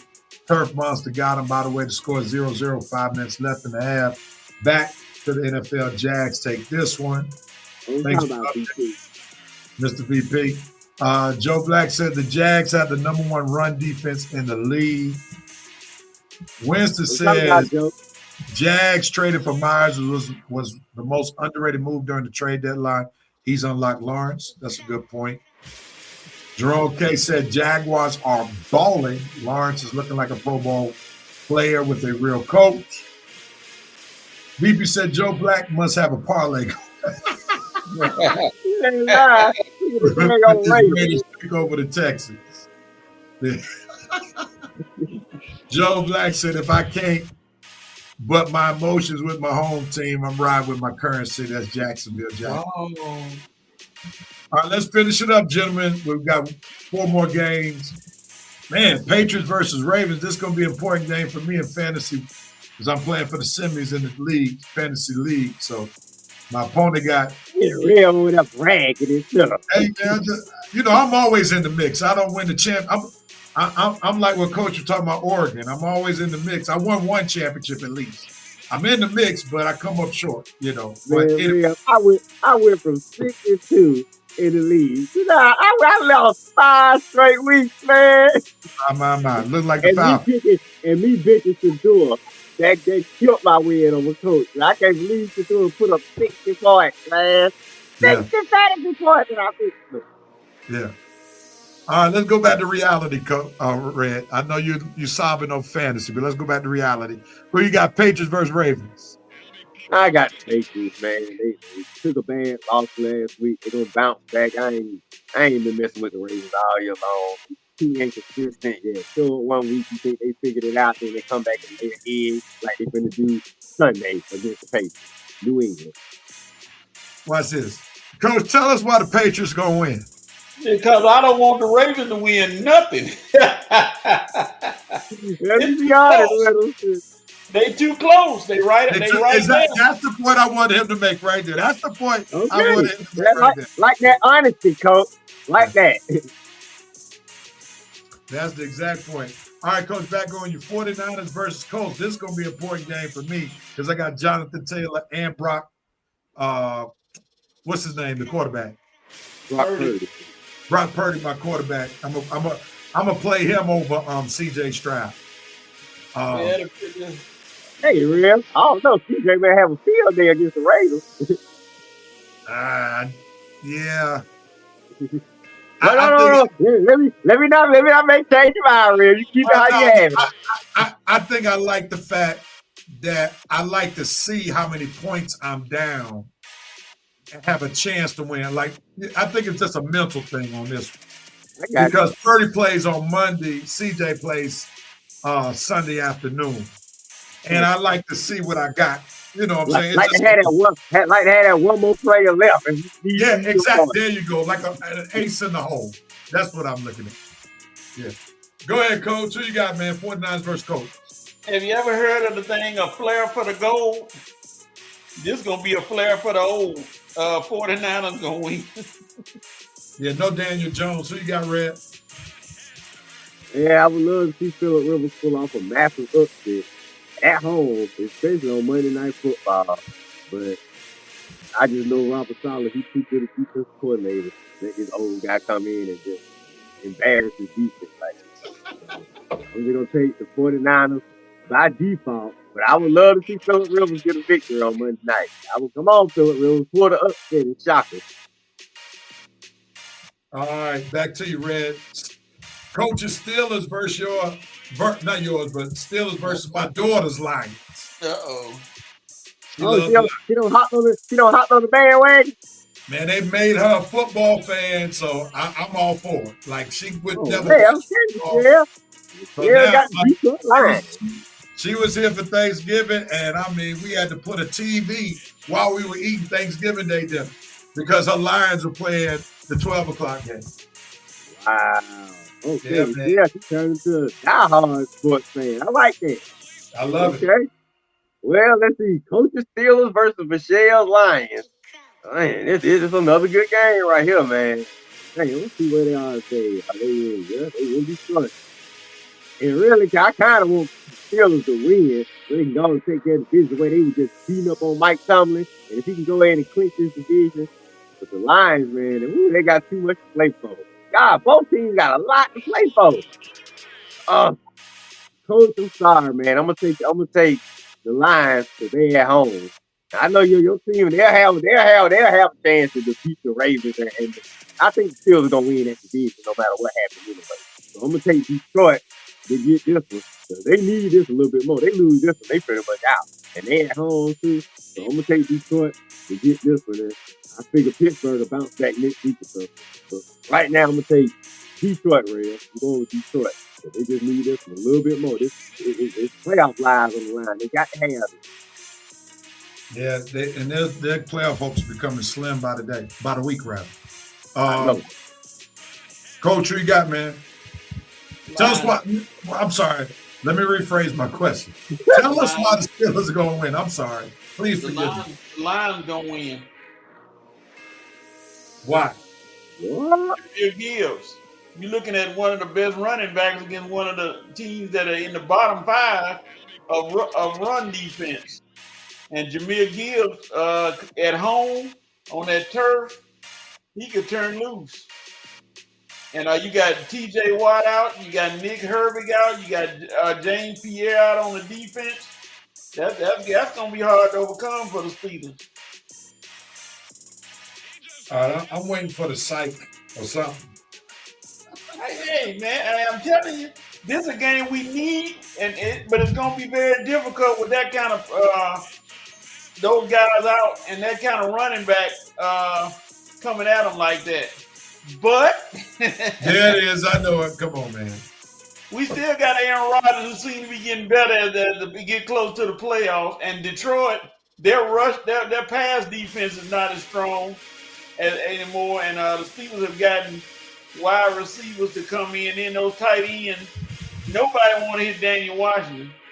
Nobody want to hit him. So, and obviously got to show some different looks like he did against, it's Miami. He still got to show some different looks. I give the Steelers by a field goal. All right, we finally got back to where we were. Real. I was about to get on a plane to Atlanta to rush you to the hospital. That's what I was about to do. I thought he was going to take the Lions because I thought he was going to actually take the Lions because I looked at who they played the next 2 games. Coach probably said, even if my Steelers lose to the Lions, we'll beat up on Cleveland next week and we'll beat up on the Ravens in our house on the last game. So he still would have felt. I know you won't because you think they're going to clinch it this week. That's what I'm saying. It ain't going to have to come to that. But you would have felt good even if y'all lost. You would have felt good next week going into Cleveland. And you sure would have felt good with the Ravens coming to your house for the season finale. So, they do. Rev, he would have. What would you say, Coach? They do come to Pittsburgh. I know that's what I'm saying. So you would have felt good even if the Steelers lost to the Lions. You would have felt like we still sitting pretty, right? Yeah, I don't feel bad if we lose.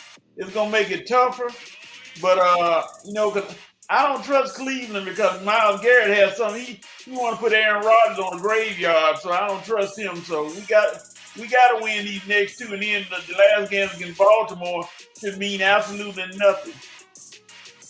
All right, When is let's. a Steelers versus Baltimore game gonna be nothing now? That'll never happen. I'll let y'all talk about this at the end of the show. I got to get ready to end this show.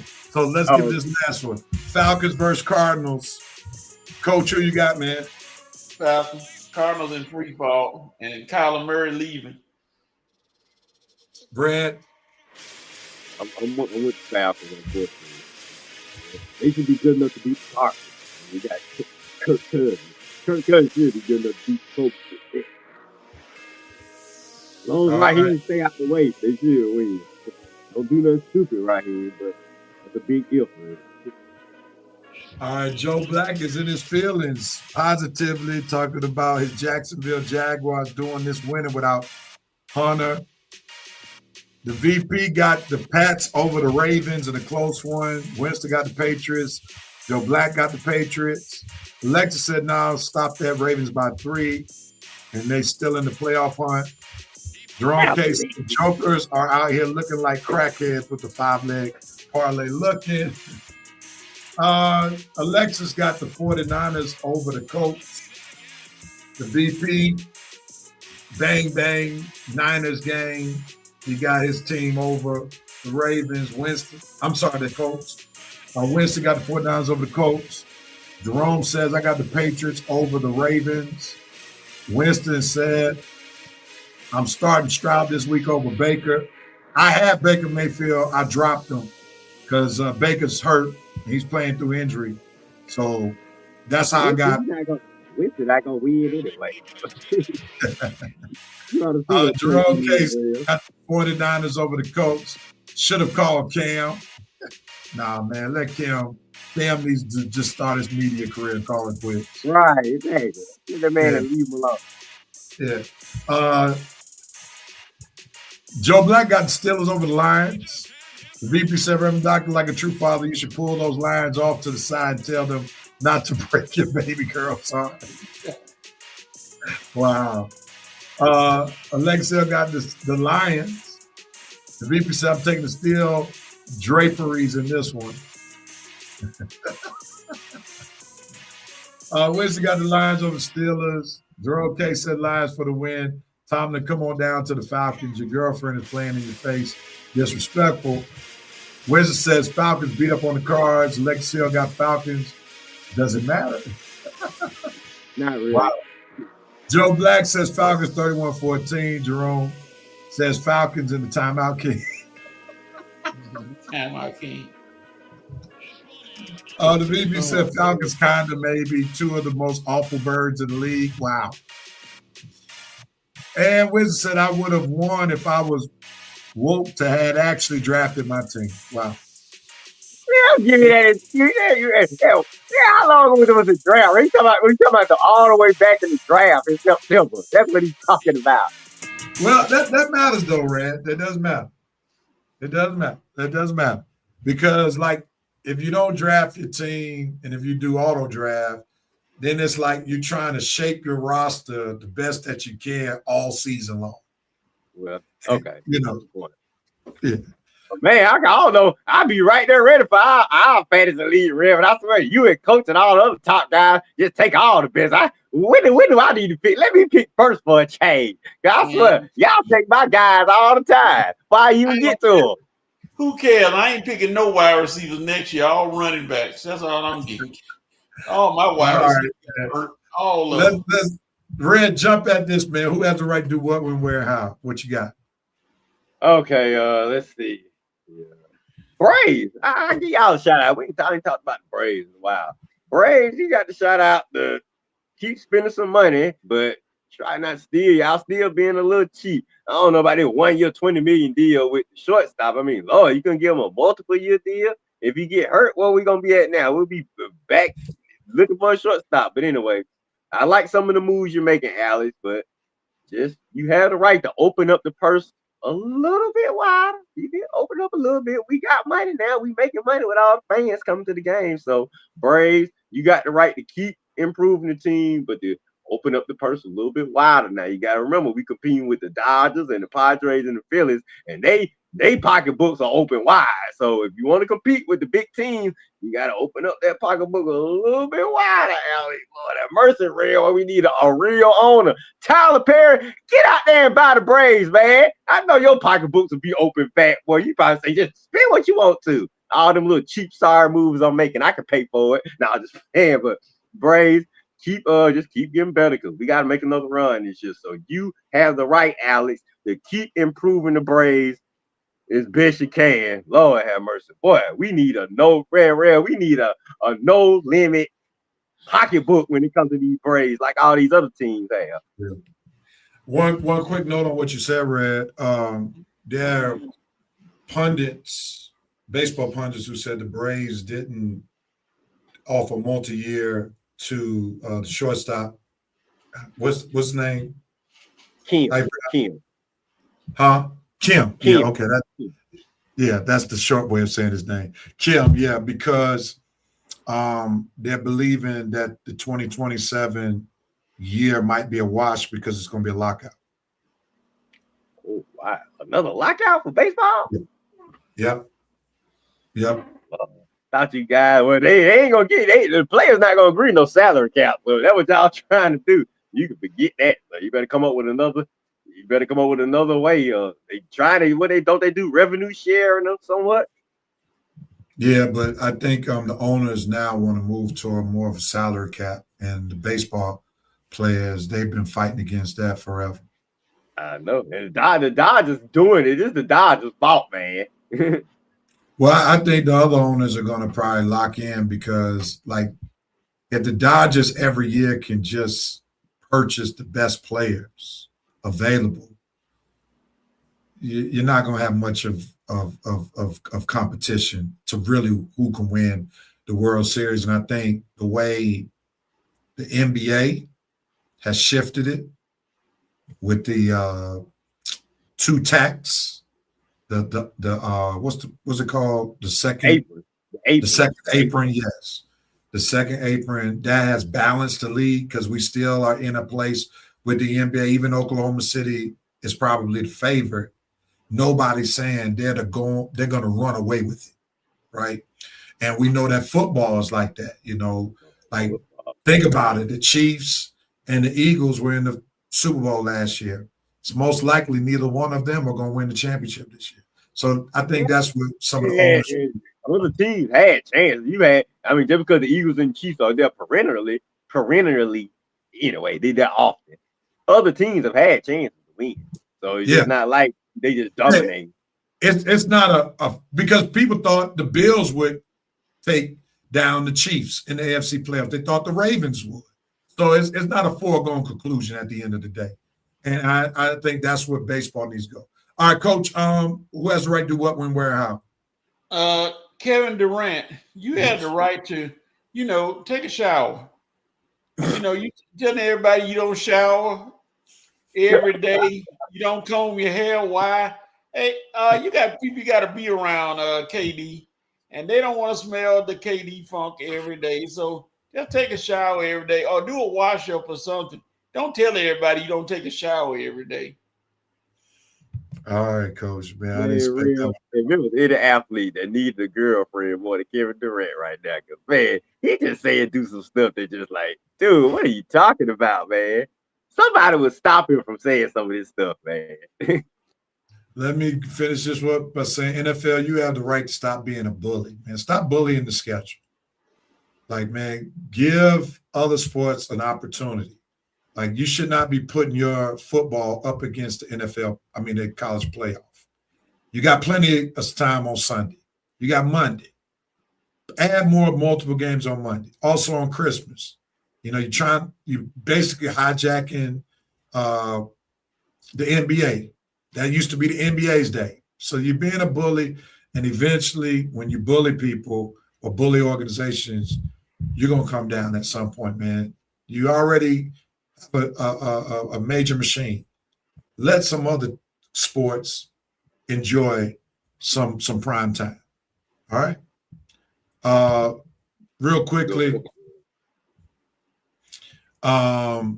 before we go, the VP said Tyler Perry would replace the Falcon helmets with those awful hair pieces he uses in movies and TV shows.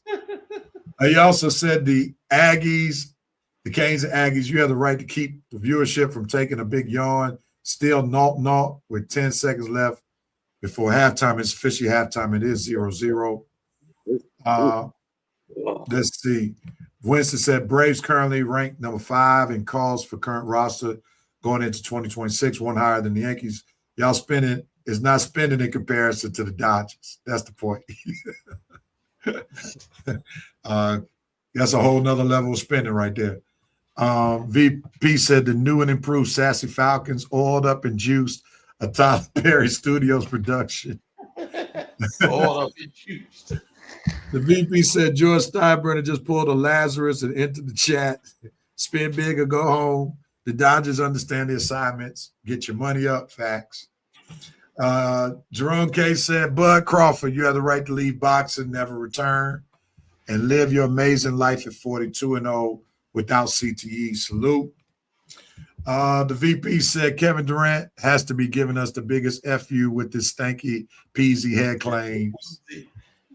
Joe Black said, Jags, you have the right to win the NFC South. The VP said, it's official, Miami, Texas A&M 0-0 halftime, shaking my head. And Joe Black said, Rev, the playoff game today is looking weak. Yeah, it is. Is that weak? Jerome K style weak? You see how you spelled it?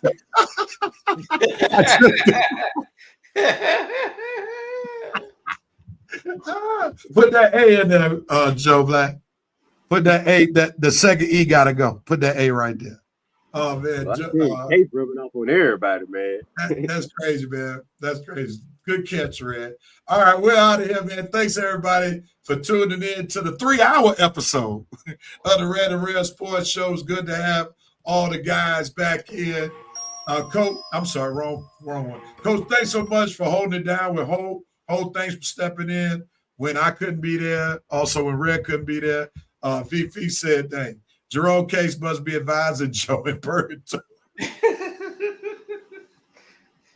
Oh my God, boy, we all had a good show today, boy. Appreciate you, Red. Joe Black said autocorrect is undefeated. He said, I'll take it. Jerome Case said, man, y'all are awful. And Winston said, great show, fellas. I appreciate it. The music is buffering right now. I don't know what's going on. Why the main music we go off is not. There we go. All right, thank you. Everybody, thanks so much. Support, man. Appreciate you, Winston, for all your support that you give us in the iTest. Much love, brother. You too, big. Always, VP. We appreciate it, man. Thank y'all, everybody, for showing. All back. For your love, Reverend Night Nation. Y'all were awesome. Thank y'all for being with us all 3 hours. We appreciate it.